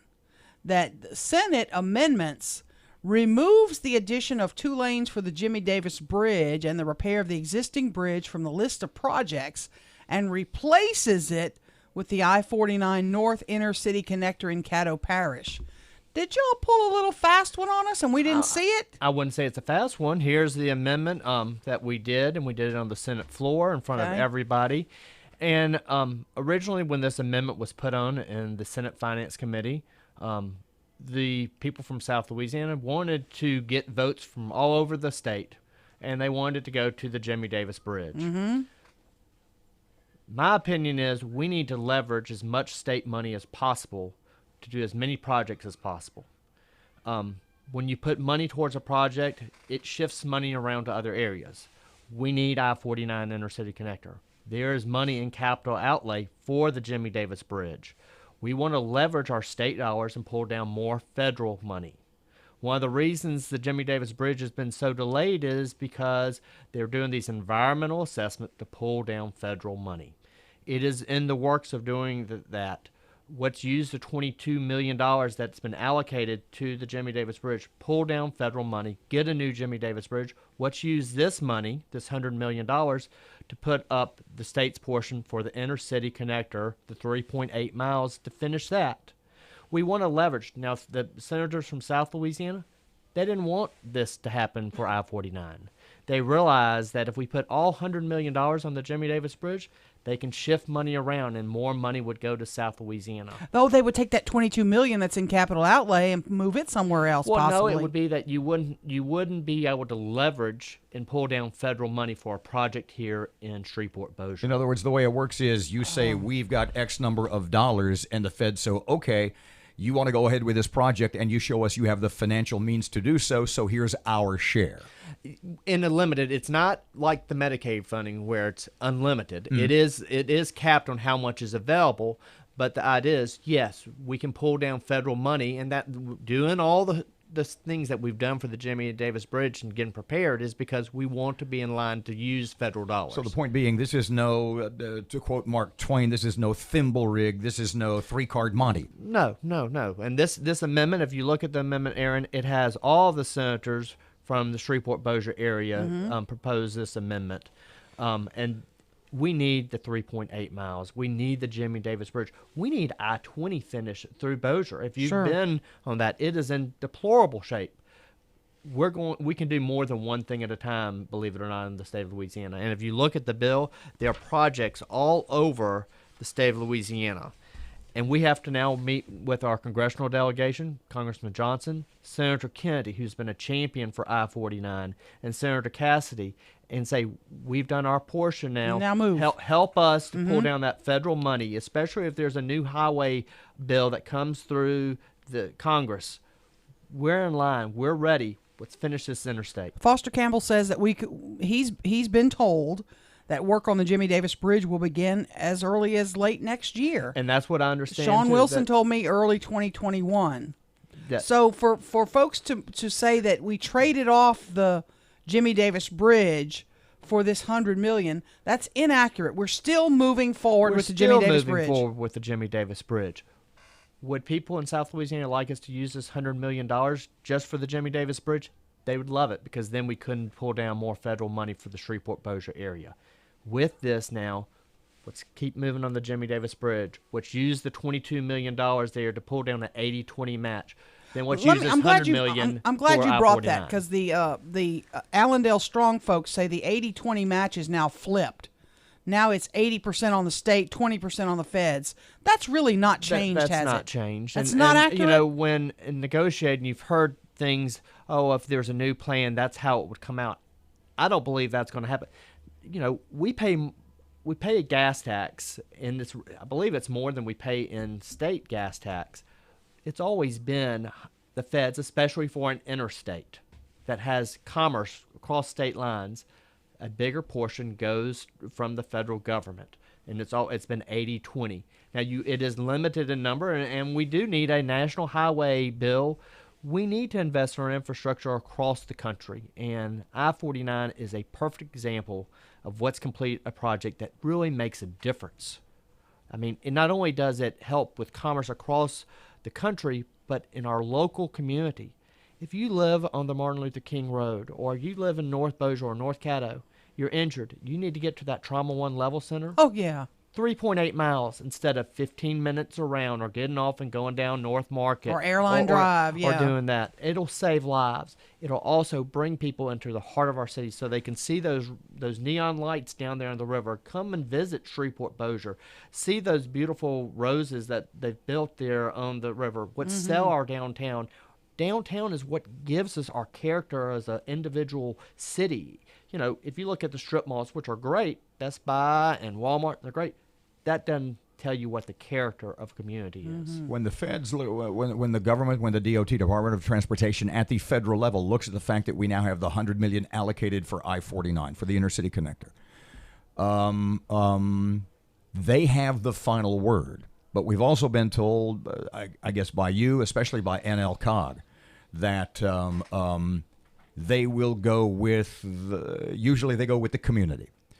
What kind of time frame are we looking at, given the fact that it's the federal government That's and right. it's a bureaucracy, and how many people really have to check all the boxes? And all these, the studying is very frustrating. The cultural study, the environmental study, that they continue to be able to delay projects, whether it's the Jamie Davis Bridge, I-49, by studying it. This is something that we have to get our act together. When I see other states that can move a whole lot faster, they're studying it too. But when it gets down to Baton Rouge, to DOTD, it just seems to get slow and slow, and you have fingers being pointed. Oh, it's the federal But how government. about at the federal level, though? If theirs is the final decision, what kind of time frame before it works its way up? And then how long might it take? And that's something that Congressman Johnson is putting pressure on them to move faster. And that's something that, with the right influence and the right pressure, I think it should go faster. And as you pointed out, things can move faster. The Empire State Building was built within a year. 13 months, yeah. We've got to move quicker as a nation on these major projects. Let me ask you this, because this kind of was frustrating for me. I asked the mayor about the intercity connector. I asked for his response, and his response came back to me that it was something we needed to study. We needed to have more meetings on. We've had a lot of studying. Is that frustrating for you to hear that? Absolutely, because we've been studying this for 20 plus years, if not longer, since I-49 was originally being built in the 80s here in North Louisiana. And we've got to move this fast. To studying it more and more, that's a delay tactic. Do you think that was just his message to Allendale folks to kind of calm them down? Do you think he really supports it? I can't speak for the mayor. Okay. You know, he has to speak for himself and what he truly meant with that.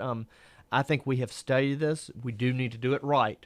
Let's do it with service roads. Let's bring people in. I don't want to have a interstate that goes through that people just pass through and looks down and they never get off. So not like the current I-49 south of I-20. You don't want it like that. We need to have it where people with service roads, and it's going to be a partnership. The city of Shreveport's going to have to step up. Caddo Parish, let's do something. You go into North Dallas. They build an interstate. They build service roads. They have all these businesses that want to be there. Moffett, Porsche, Audi, they want to see that visibility. They have a service road. They want to be there on the corner of Burt Coons and I-49 for that visibility. Mm-hmm. The same thing with bringing people into our heart of our community with I-49.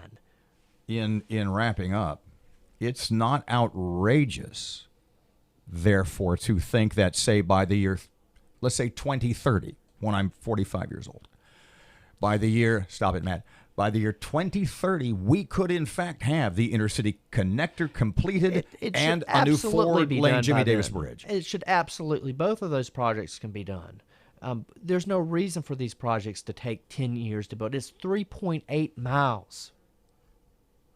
I mean, that shouldn't take our nation, our state, 10 years to build. We've studied it. We're ready to go. We know basically where it needs to go, the corridor.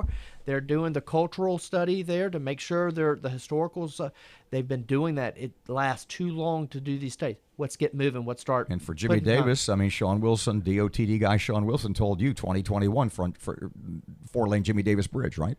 Mm-hmm. Absolutely. Said they're going to begin it in 2021. But we've got to move faster. We cannot delay anymore. State Senator Barrow Peacock, great to see you in studio as always. Glad Thank you to be much. here. And we do have to, all of our public services, our postmen, you know, they leave their homes that morning. Our first responders are public service, and my heart goes out and sorrow for the family. The postal service. Antonio Williams was reported. We don't know all the details, but we just need to thank our posts. We need to thank all of our people who we take for granted way too often in our community. Our first responders, our postmen, people who make our communities work, and you know, they're always there. Who expect that you were leaving on a routine Saturday doing work, and to have this tragedy happen. Yeah. So my heart. And on behalf of the Senate, we're sorry, and we're our heart goes out to the family. You bet. 101.7 FM, 710 Keel. Sports just a couple of seconds away. Here's Ruben. Responders are still on scene of that fire on Archer Road near Urie Drive and East Kings Highway. And we also have a major accident on I-20 westbound between Houghton and Bossier, and traffic lights are still down on Pines Road as well as Benton Road and Airline Drive north of I-220 in Bossier City. If you have anything to report to us, give us a call at the Planet Fitness Traffic Hotline, 687-ROAD. Rain with embedded thunderstorms falling across the Arklatex, and the shower and thunderstorm chances are going to stay with us here through much of the day today. Thunderstorms here this morning and then scattered thunderstorms later this afternoon at 89. Late night showers and thunderstorms tonight, low 72, and another round of storms for tomorrow. Tomorrow's high 85. Richard DeWettig at the Weather Channel.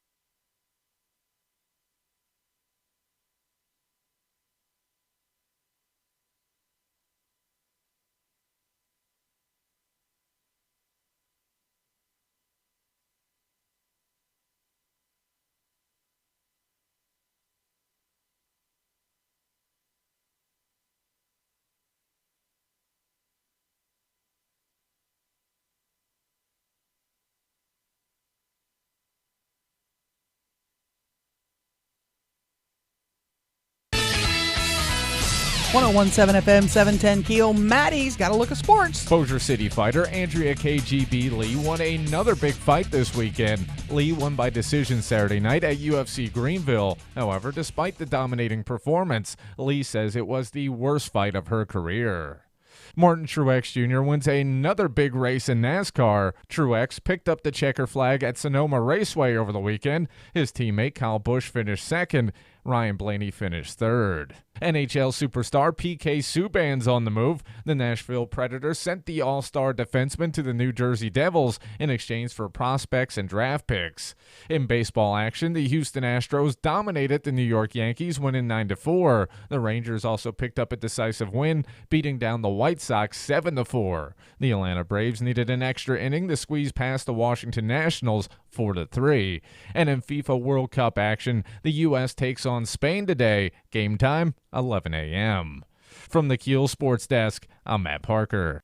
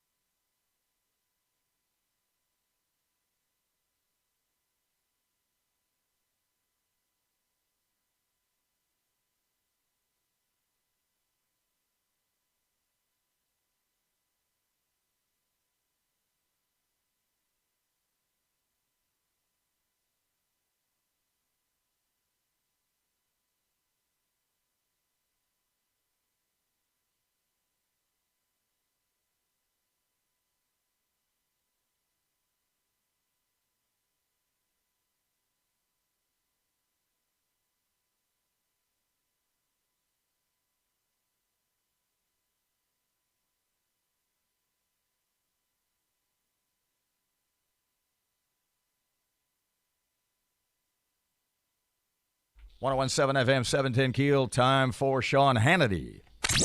Turn up your radio. Here's the Sean Hannity Morning Minute. You know, there's never been, Barry Farber, a country that has accumulated more power, abused it less than the United States of America. Add Sean Hannity. Never been a country in the history of man that has accumulated more power and used it for the advancement of the human condition more than the United States. And Colin Powell, he often said this, You know, we don't ask, we don't conquer, we don't take lands. At the most, we might ask for Normandy, for example, a plot to bury our dead that went to fight to free Europe from the clutches of Nazism and fascism. You know, it's hard for good people to know that there's evil. Check out the Sean Hannity radio show later today, right here.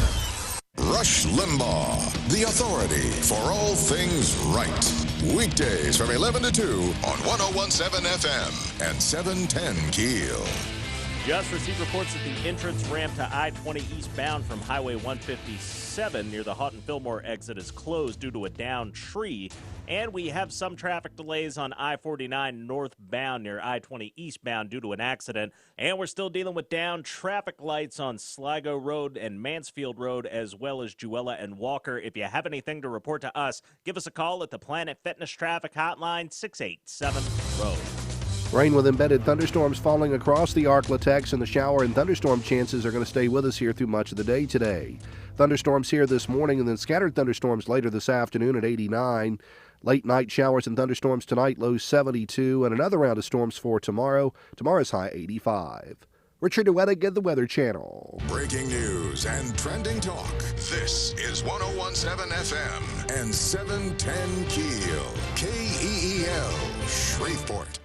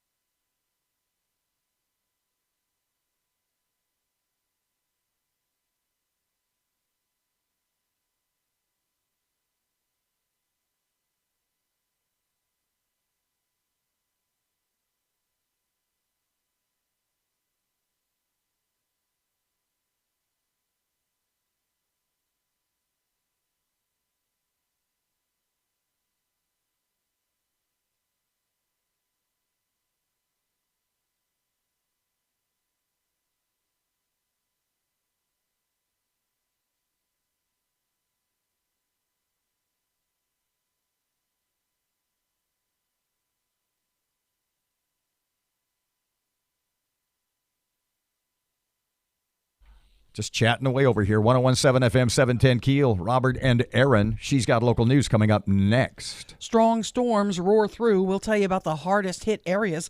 The mayor apologizes to the family of Sam Cooke. We'll take a look at that as well. And the murder of a postal worker in our community. The whole town is kind of shocked. Kind of like CTO, Chief Technology Officer for the city of Shreveport. Keith Hansen here in just a couple of seconds. Talk about a myriad of topics. And at 8:40, the guy who's like the federal attorney, what the heck? He's the U.S. Attorney for the Western District, David Joseph. Going to talk about the feds are handling the case, the murder of Antonio Williams. Going to talk a little bit about the suspect, and folks are wondering why he's not been in jail. Fletcher in sports, traffic, and weather. It's all coming up this hour, and it's here on Keel.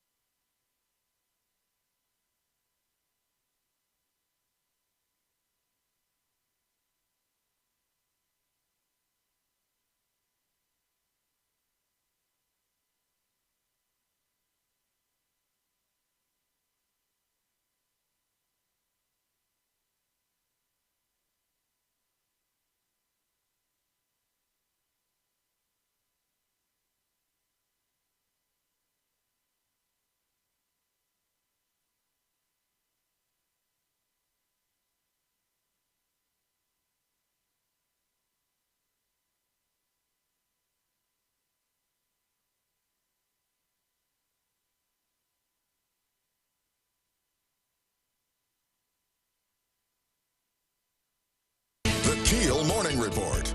Now on 101.7 FM and 710 Keel. Strong storms caused some major damage in Bossier. Matt Parker with that. The downtown area of Bossier City suffered major damage due to heavy thunderstorms and straight-line winds. Several homes around the East Bank District have been ruled a total loss. Diamond Jacks Casino had to be evacuated and shut down after high winds damaged a boat's boarding ramp. Thousands remain without power. Luckily, no injuries are being reported. From 101.7 FM and 710 Keel, I'm Matt Parker. About 12,000 in Shreveport Bossier still in the dark, about 20,000 plus in the Arklatex. Now, the power outage has caused some delays at Shreveport Regional Airport. The early morning flights have been delayed. Michael Gentry and his girlfriend have been arrested in connection with the shooting death of a U.S. Postal Service carrier. According to investigators, Gentry allegedly shot and killed Antonio Williams as he was delivering mail on Dudley Drive. At this time, there are no details about what led to the fatal encounter. Gentry's charged with numerous crimes, the girlfriend facing drug charges. Over 300 cases of hepatitis A reported and confirmed in Louisiana since the start of this year. The mayor apologizes for Shreveport's shameful past. Adrian Perkins took to the stage in Festival Plaza Saturday night to apologize to Sam Cooke's daughter Carla for the way her father was treated here back in 1963. The good news about that event in 1963 is that it inspired him to write the song, "A Change is Gonna Come." Well, today is clear evidence that a change has come to Shreveport, and we're going to go even higher in the future. The mayor also presented Carla a key to the city in honor of her father's career and civil rights work. The trial of Sharon Settlemeyer, a former coach and teacher at Caddo Magnet High, set to begin today in Caddo District Court. The 72-year-old is accused of sexually molesting a 15-year-old back in 2000. Settlemeyer was arrested in 2017 following an investigation by Shreveport police. A study from LSU Health New Orleans shows a link between pre-pregnancy weight and breast milk and the effects it could have on infant growth rates. The lead author, Dr. Henry Nuss, says the level of hormones like insulin and leptin in the breast milk of mothers that are overweight pre-pregnancy could impact childhood obesity. These breastfeeding infants were consuming the milk from their moms, that they too were getting an increase in leptin in breast milk, which increased levels of leptin, if you have too much, can be a bad thing because you can develop a leptin resistance, and then your body has no way to regulate your appetite level. Nuss says the study will continue to follow infants of mothers that participated in the study and continue to monitor them. The governor spoke at the Farm Bureau Convention in New Orleans. Governor Edwards highlighted that Louisiana needs the China trade deal resolved, and soon, in an effort to return to stability. Both CNBC and Bloomberg separately issued analysis that shows that of all 50 states, the one state that stands to lose the most from protracted instability related to trade is Louisiana. Edwards stated more money will be spent on rural infrastructure as part of the new $700 million injection of new transportation funding. Gas prices still dropping. Over the past 2 weeks, they fell by 11 cents. The price is now averaging $2.73 on average. Trilby Lundberg says the Federal Reserve cut contributed to higher crude oil prices. Even before the drone event, that certainly did immediately spook oil prices to a degree. The crude oil prices were already rising due in part to the Federal Reserve's announcement of a rate cut later this year. Locally, you can find gas at the $2.10 range. Megan Cruz is Miss Louisiana. The Bossier City native beat 28 other women, including Miss Louisiana Tech, to win the crown. Oregon Republican lawmakers have left the state to avoid a vote on the climate change bill. The governor has urged state police to try to round them all up. Toys R Us wants to make a comeback. They're set to open about a half dozen smaller stores by the end of this year. I'm Erin McCarty on 101.7 FM and 710 KEEL.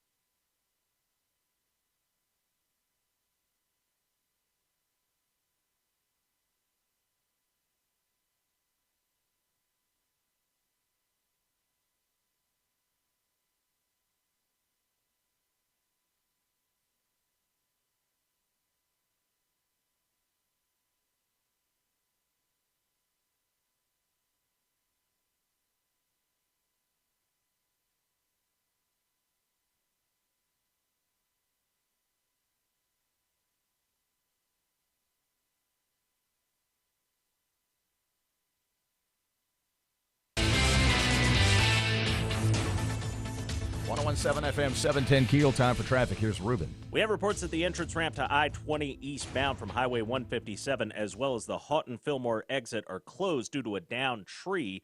We're dealing with some backed up traffic on I-20 eastbound between Houghton and Bossier due to an accident. And we still have down traffic lights on Airline Drive and Benton Road, just north of I-220 in Bossier City. If you have anything to report to us, please give us a call at the Planet Fitness Traffic Hotline, 687-ROAD. Rain with embedded thunderstorms falling across the Arklatex, and the shower and thunderstorm chances are going to stay with us here through much of the day today. Thunderstorms here this morning and then scattered thunderstorms later this afternoon at 89. Late night showers and thunderstorms tonight, low 72, and another round of storms for tomorrow. Tomorrow's high 85. Richard Duettig, the Weather Channel.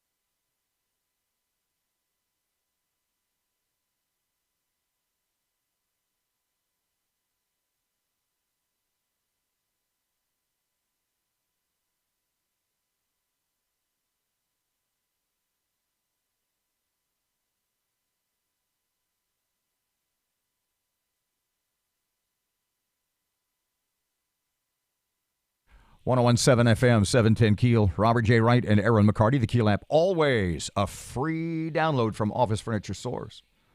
And you got a kind of a compliment on your push notification from the city's chief technology officer. Mm-hmm. That's high praise from high chairs. Yeah, he likes them.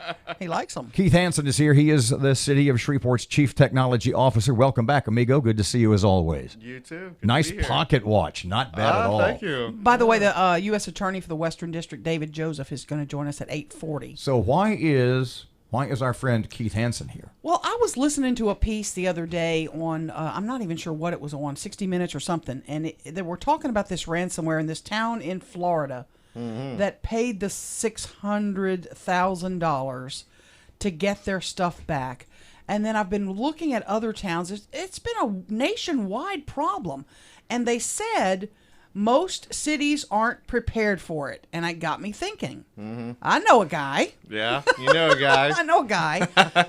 Is Shreveport prepared for this? In a lot of ways, I'm not. I mean, don't get me wrong. This stuff keeps me up at night, right? Like, this is the stuff that is every IT director's and CTO's nightmare, right? Yeah, geeks are nightmaring about it. Yeah. No, for sure. Now, we do have precautions in place and things that will roadblock all of that. When you took over, since you're the first chief technology officer in the city's history, and I would assume that one of the first things you looked at was that kind of the city's security. Yeah. Where are we now as opposed to where we were? Did you look at it and go, holy crap? Yeah, I mean, we haven't changed much yet. Anything that, so I've been in the seat for... Note to ransomware, guys. Haven't changed much yet. Thanks, Keith. Yeah, I am going to be purposely vague about a lot of things here because I don't need anyone knowing exactly what version of everything we have is. But regardless, there's a few things that we do to really lock things down. So any sort of backups are in multiple locations, and so if the attackers do target one spot, then we don't have to worry about that. It's a 24-hour backup period, so I would like to see that more like 15 minutes. Oh, wow. That's really how you prevent this. Backups, safe backups, Well, frequent the backups. report I saw said they actually go after your backups first. Well, I mean, there's a lot of ways to protect that too. Your backups, rather. So back them up in the cloud, put them on something like Google Drive, which is way harder to screw around with. You got them in your car, don't you? That's what it is. Yeah, you got them in your car. I back them all up on cassette tapes and then put them in my truck. Right? That is coming back. Well, silly question. Have you and the mayor talked about this? Have you said, what if we get hit? What if we get hit by ransomware? Or does he Will just we pay? assume? I will say the mayor's and my relationship is generally Keith is handling it, so let Keith handle it. And then I bring the waves to him, like, hey, we're going to need X, Y, and Z, and I'm going to have to go to council for A, B, and C, or something like that, right?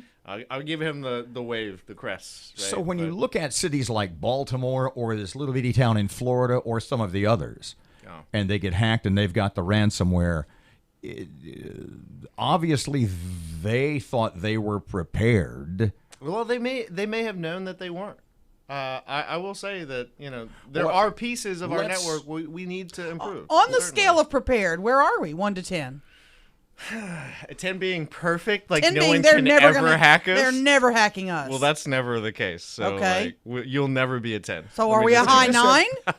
Are we a 5? Oh, no, we're better than a 5. So I have a great networking group. That staff has been working last about 3 or 4 years, really improving a lot about the network. And so they're putting more port security in place. We have a lot of email scanning, phishing attempts, link. When you click a link, it's automatically scanned before you ever reach the destination. And even I have hit something that said, this is super suspicious. We're not letting you go there. I knew it wasn't, but I'm glad that stuff is in place. Sure. Right? So we have all of that in place. Antivirus at the endpoint, etc. We could use a massive upgrade on a lot of our desktop machines. So going from an older version of Windows to the modern current version of Windows. Most people know about that. I've been talking about it. Put this in your budgets. Well, and that's a whole nother conversation. Yes. Like But you how said technology something- gets spent on. You it's- said something very interesting a couple of seconds ago. You know what? We'll go to break. We'll ask you as soon as we come back. Okay. CTO, Chief Technology Officer Keith Hansen. Another segment on the way. 101.7 FM, 710 Keel. Here's Ruben. Still keeping an eye on those down traffic lights on Mansfield Road as well as Pines Road. And we're dealing with a minor accident right now on East Berkhoun's Industrial Loop near East Kings Highway. If you have anything to report to us, please give us a call at the Planet Fitness Traffic Hotline. That's 687-ROAD. Rain with embedded thunderstorms falling across the Arklatex, and the shower and thunderstorm chances are going to stay with us here through much of the day today. Thunderstorms here this morning and then scattered thunderstorms later this afternoon at 89. Late night showers and thunderstorms tonight, low 72, and another round of storms for tomorrow. Tomorrow's high 85. Richard DeWettig at the Weather Channel.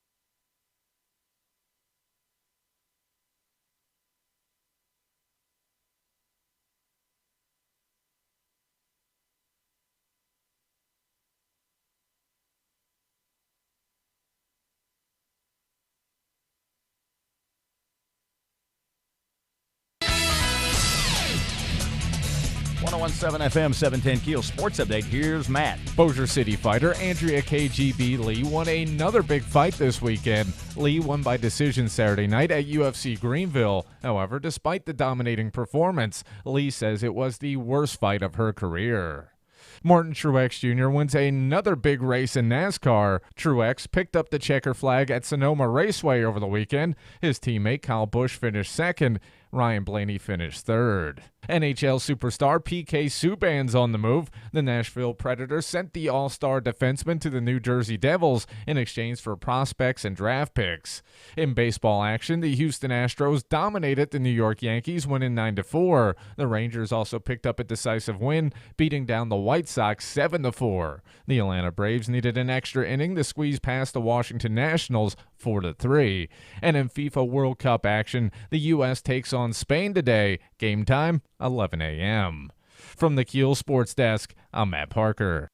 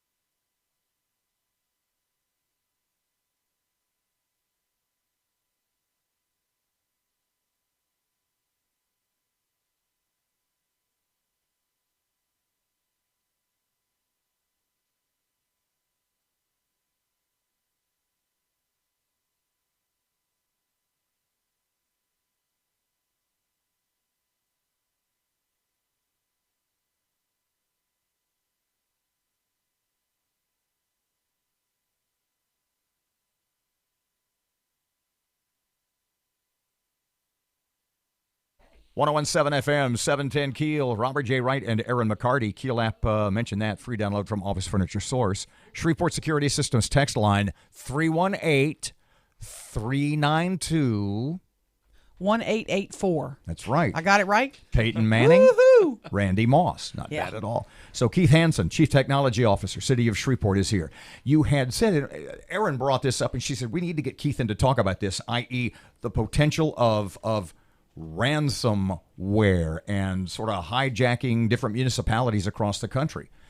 And you cited Baltimore, a couple of others, the little town in Florida. Atlanta refused to pay and ended up spending, I'm told, I saw in this report, $22 million to go unencrypt all their files. Could have spent $500,000 or $600,000. Instead, they spent $22 million. And you made the point in the first segment about Erin says, well, kind of, sort of a generic, how could this happen, or weren't they protected?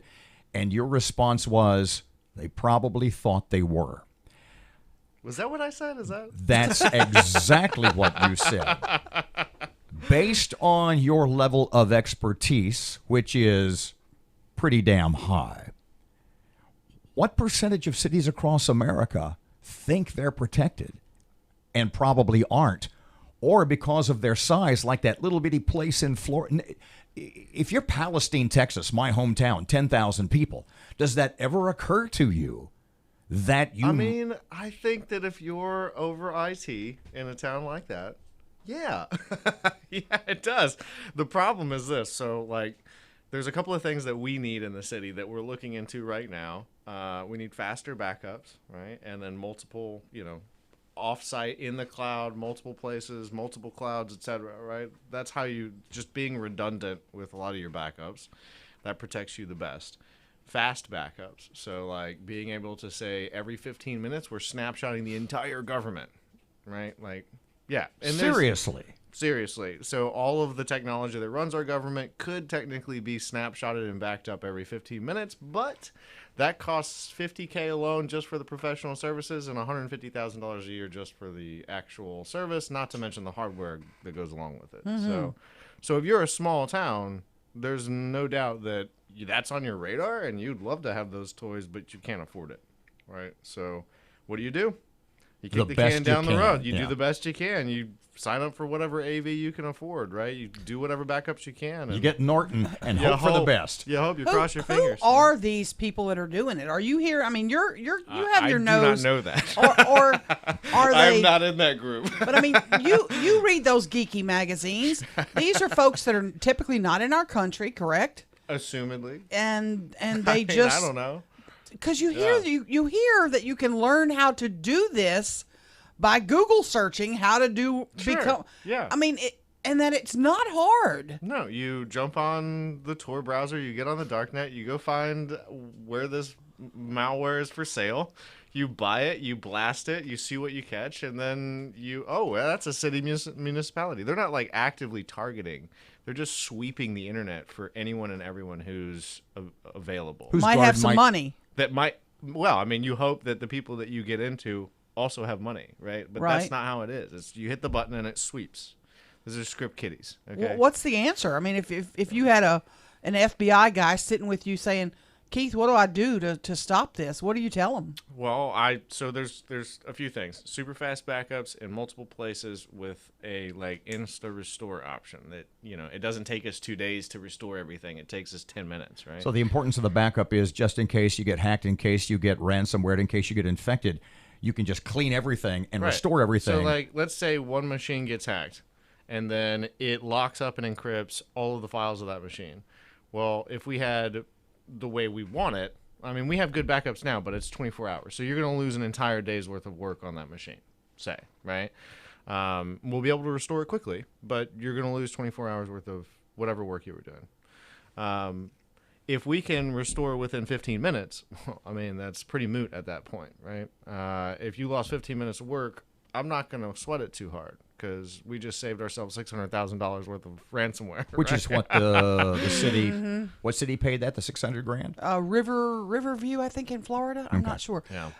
Would your advice... But it's not just backups, by the way, real quick. So, go ahead. Yeah, there's better antivirus as well that we could employ in the city, which we're looking into right now.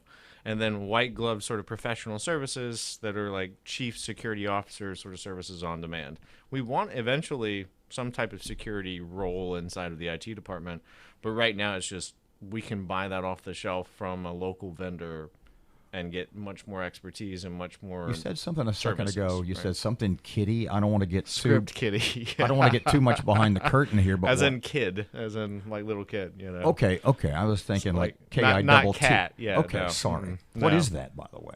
It's just somebody who hits the button and sees it work and doesn't really need to know how it works. Just that, when I hit the button, it attacks these people Like and encrypts. me. You could run that software. I'm markedly more Wow. benign. Should cities stop paying ransom? I personally think it's a much cheaper alternative than employing whatever techniques to get your files back after they're encrypted. So that's just my opinion. You also have cyber insurance. So if Do we have it? Does Shreveport have cyber insurance? Yes, we do. Okay. So this year, actually, I think we just signed up for that. Oh, another insurance scandal? No, this one is not a scandal. This is not that I didn't. I'm gonna stop. Did we go out for bids? I just work here in the technology department. Okay. On that upbeat note, thank you for joining us. Keith, thanks for coming in. No problem. Appreciate it. I think I covered about half of what we could possibly do, but let me just say this: we're not ever going to be 100% protected. Ever, okay? There's always a chance. And then also, we are already planning on improving with our current budget that we've got. So there's a lot we can do, and we will be doing. Wonderful. Thanks for coming in. Appreciate it. 101.7 FM, 710 Keel. Erin has local news in a second or two. Right now, traffic update from Ruben. We have reports of a minor accident on East Burke-Coons Industrial Loop near East Kings Highway, and we're still dealing with traffic lights being down on Airline Drive and Benton Road, just north of I-220 in Bossier City. If you have anything to report to us, give us a call at the Planet Fitness Traffic Hotline. That's 687-ROAD. Rain with embedded thunderstorms falling across the Arklatex, and the shower and thunderstorm chances are going to stay with us here through much of the day today. Thunderstorms here this morning and then scattered thunderstorms later this afternoon at 89. Late night showers and thunderstorms tonight, low 72, and another round of storms for tomorrow. Tomorrow's high 85. Richard DeWettig at the Weather Channel.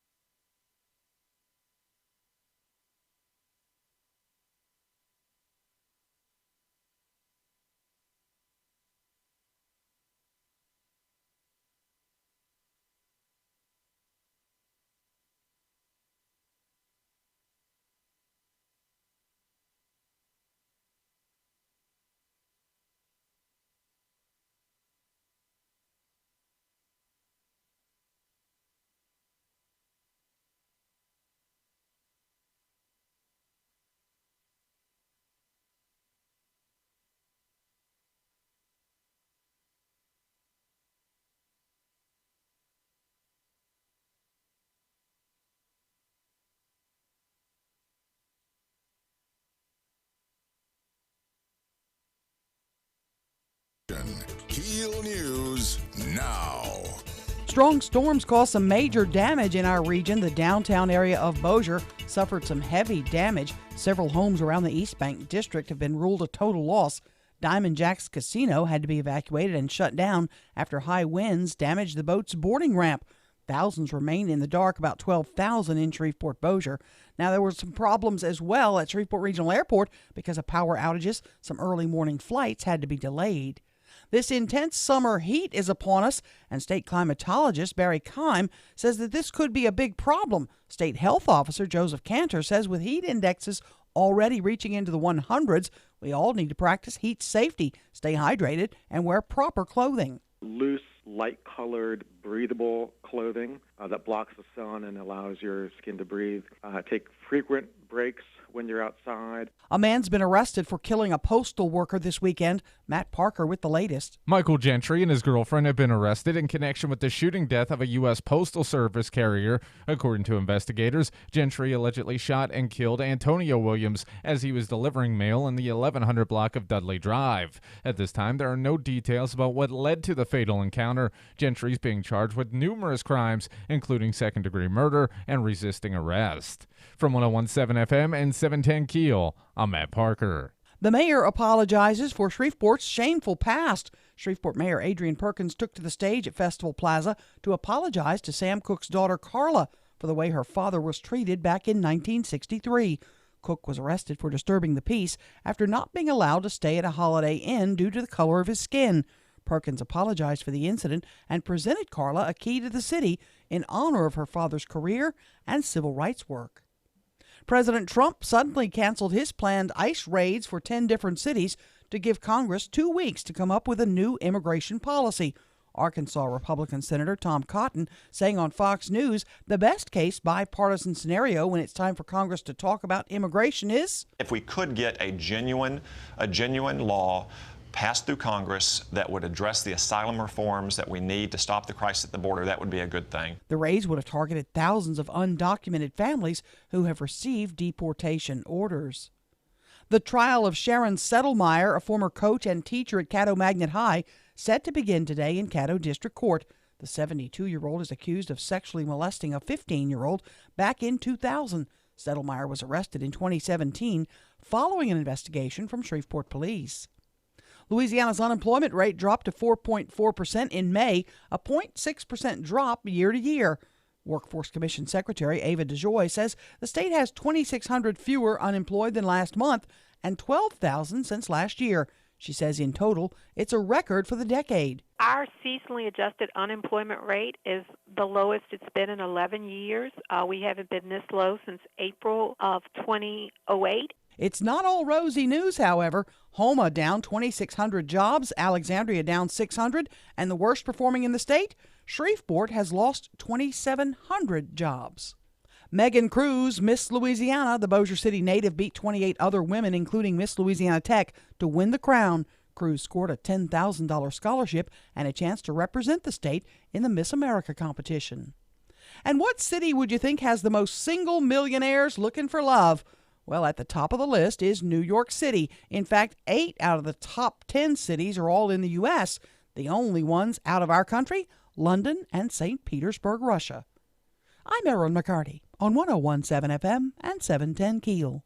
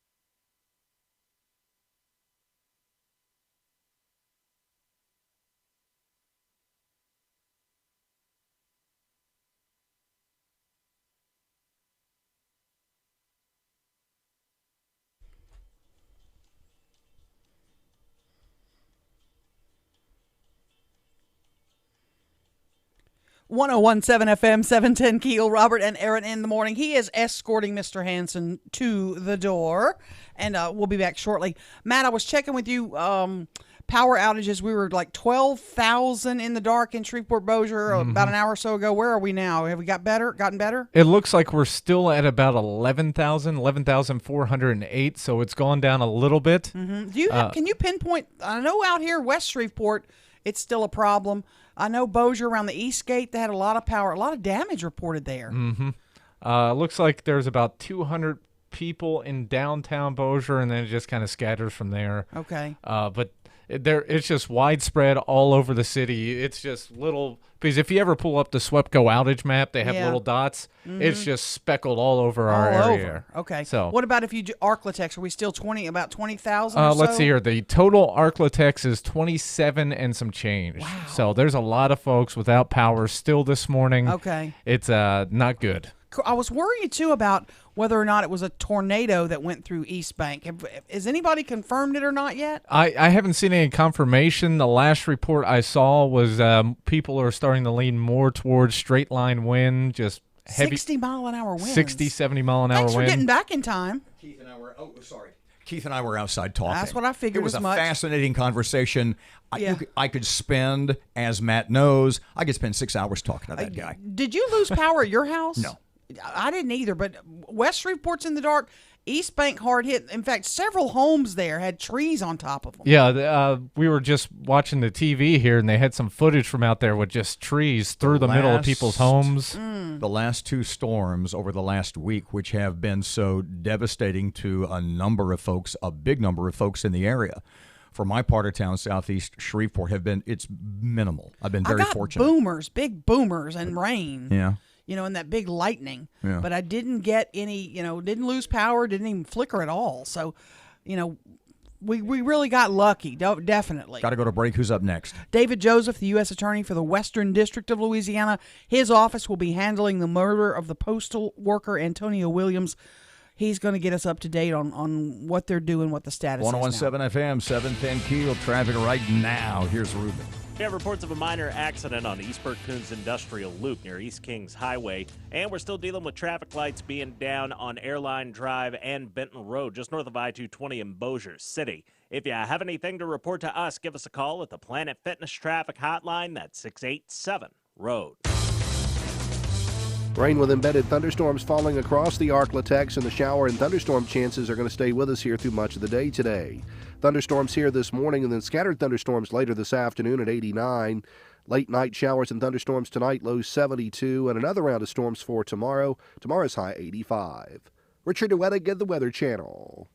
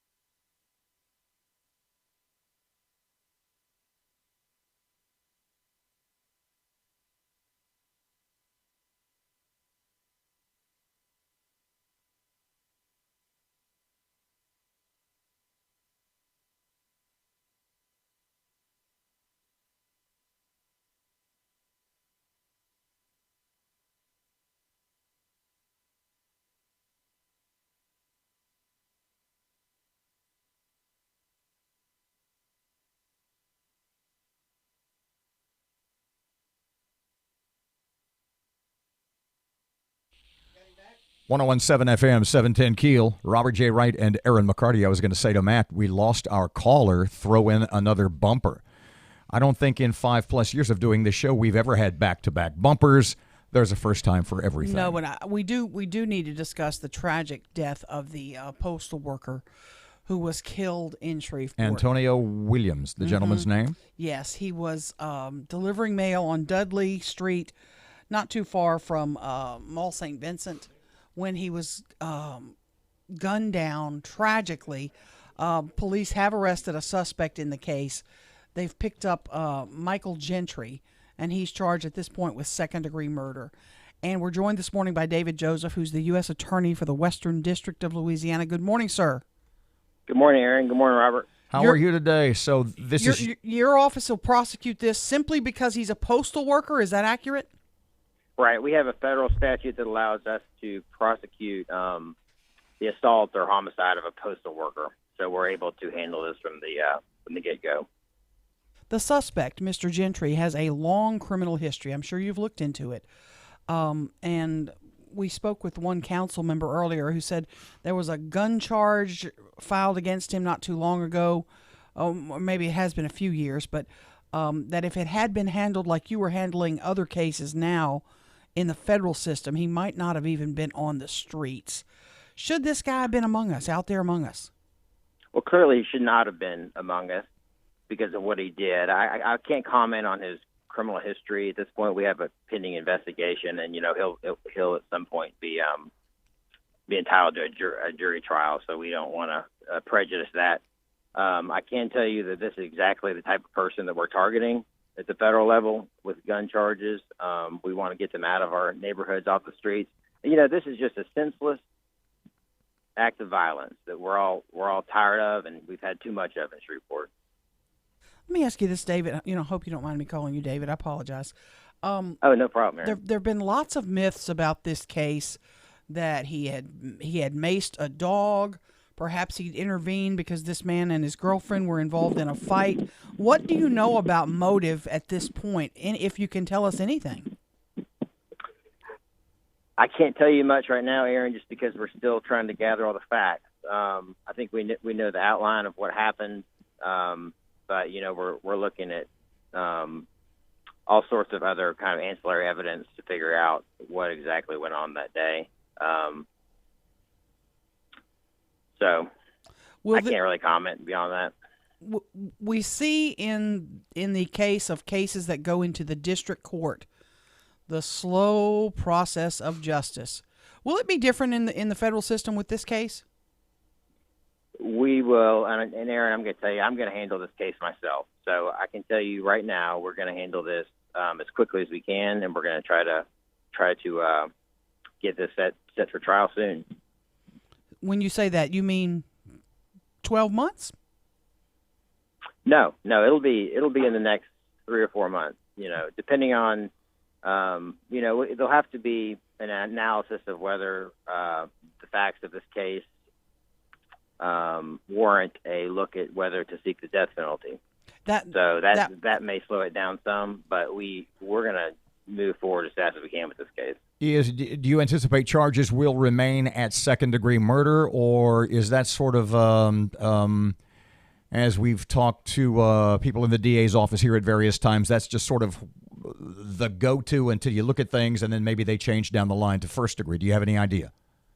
Right. So first-degree murder has to have an aggravating factor under state law, and that's what the state has arrested them with.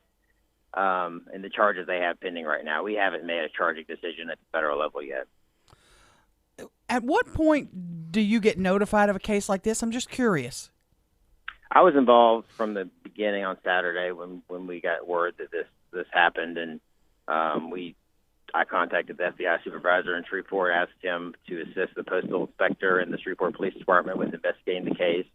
I asked all of our federal partners to provide whatever assistance they could to local law enforcement in investigating this. This hits close to home. This is a mailman doing his job, delivering the mail, and he gets murdered in cold blood.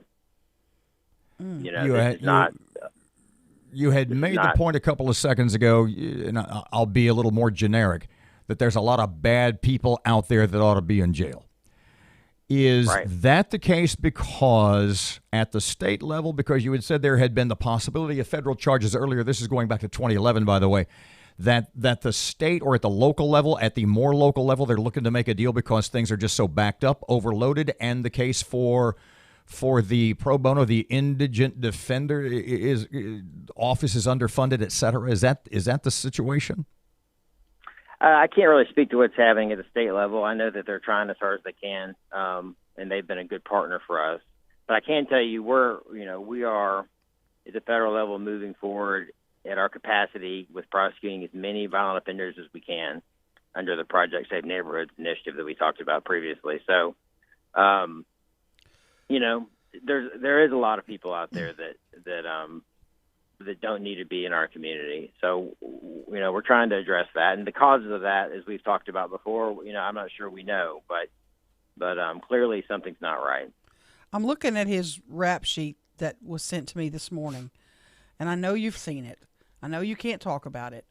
It is 2 full pages, it looks like, over and over again. Some of them are minor offenses, no seatbelt and that kind of thing. But I just think it's frustrating to me, and I know it probably is to you too. And I can't imagine how the family's feeling today. Right.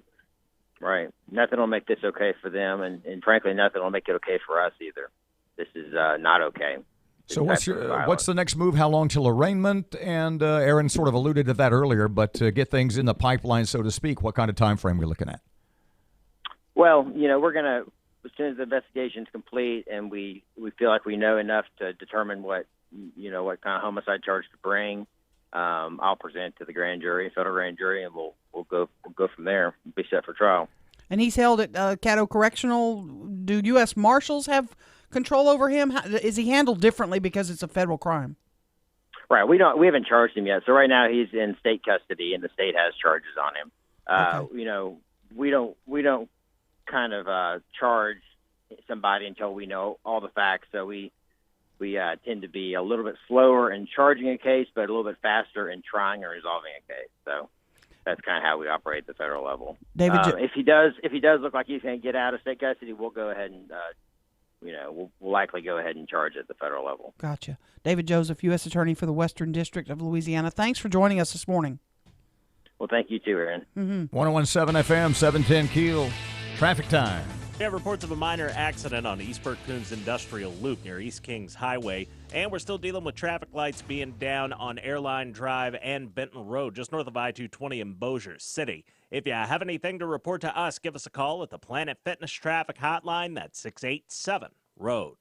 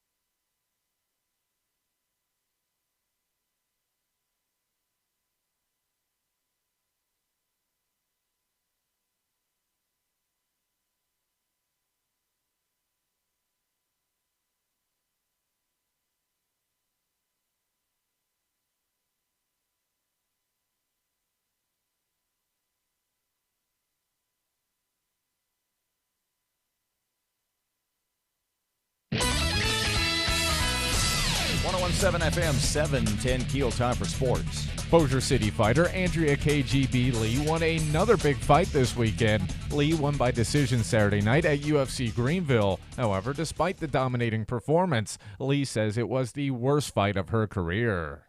Martin Truex Jr. wins another big race in NASCAR. Truex picked up the checker flag at Sonoma Raceway over the weekend. His teammate Kyle Busch finished second. Ryan Blaney finished third. NHL superstar P.K. Subban's on the move. The Nashville Predators sent the all-star defenseman to the New Jersey Devils in exchange for prospects and draft picks. In baseball action, the Houston Astros dominated the New York Yankees, winning 9-4. The Rangers also picked up a decisive win, beating down the White Sox 7-4. The Atlanta Braves needed an extra inning to squeeze past the Washington Nationals 4-3. And in FIFA World Cup action, the U.S. takes on Spain today. Game time, 11 a.m. From the Keel Sports Desk, I'm Matt Parker.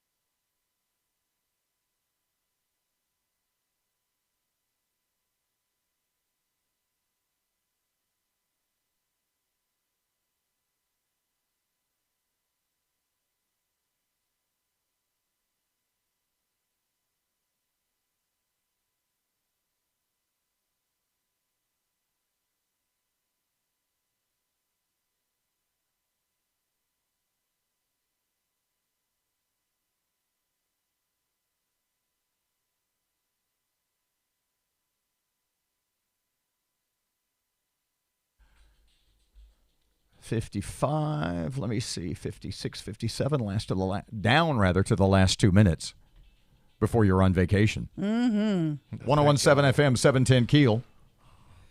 Robert and Erin. So you fly out tomorrow morning. I do. To Dallas, then to LaGuardia in New York. Yes. There's a holdup in the Bronx. Brooklyn's broken out in fights. That's the Car 54 song. My brother is sending me directions on how to get the bus to the train station to take you to Grand Central because my hotel's right there at Grand Central. In other words, he treats you And like I'm you treat your adult kids. And I'm like, I'm going to Uber. I think I'm just going to Uber. I don't want to carry my luggage up and down, stairs to the subway and all that stuff. I'm just going to call an Uber and expense it and make that happen for me. Maybe a couple of stops on the way. Yeah, maybe Expense that too. Yeah, you never know. What could go wrong? So if you don't know, McCarty, it is a business trip. If you don't know, Ms. McCarty is off tomorrow. I know we've mentioned it 100 times, but some folks still don't know. You are headed to New York tomorrow. You are the recipient of a Gracie, Gracie, yes, award. In honor of Gracie Allen. And it is basically a women in radio, television, digital media, etc. Alliance for Women in Media. Yeah. And you have been selected. This is a huge deal, actually. And I think I've treated it with more reverence than have you. You really have. You were selected about 2 months ago as the top female talk show host personality in America, non-syndicated media market co-host format.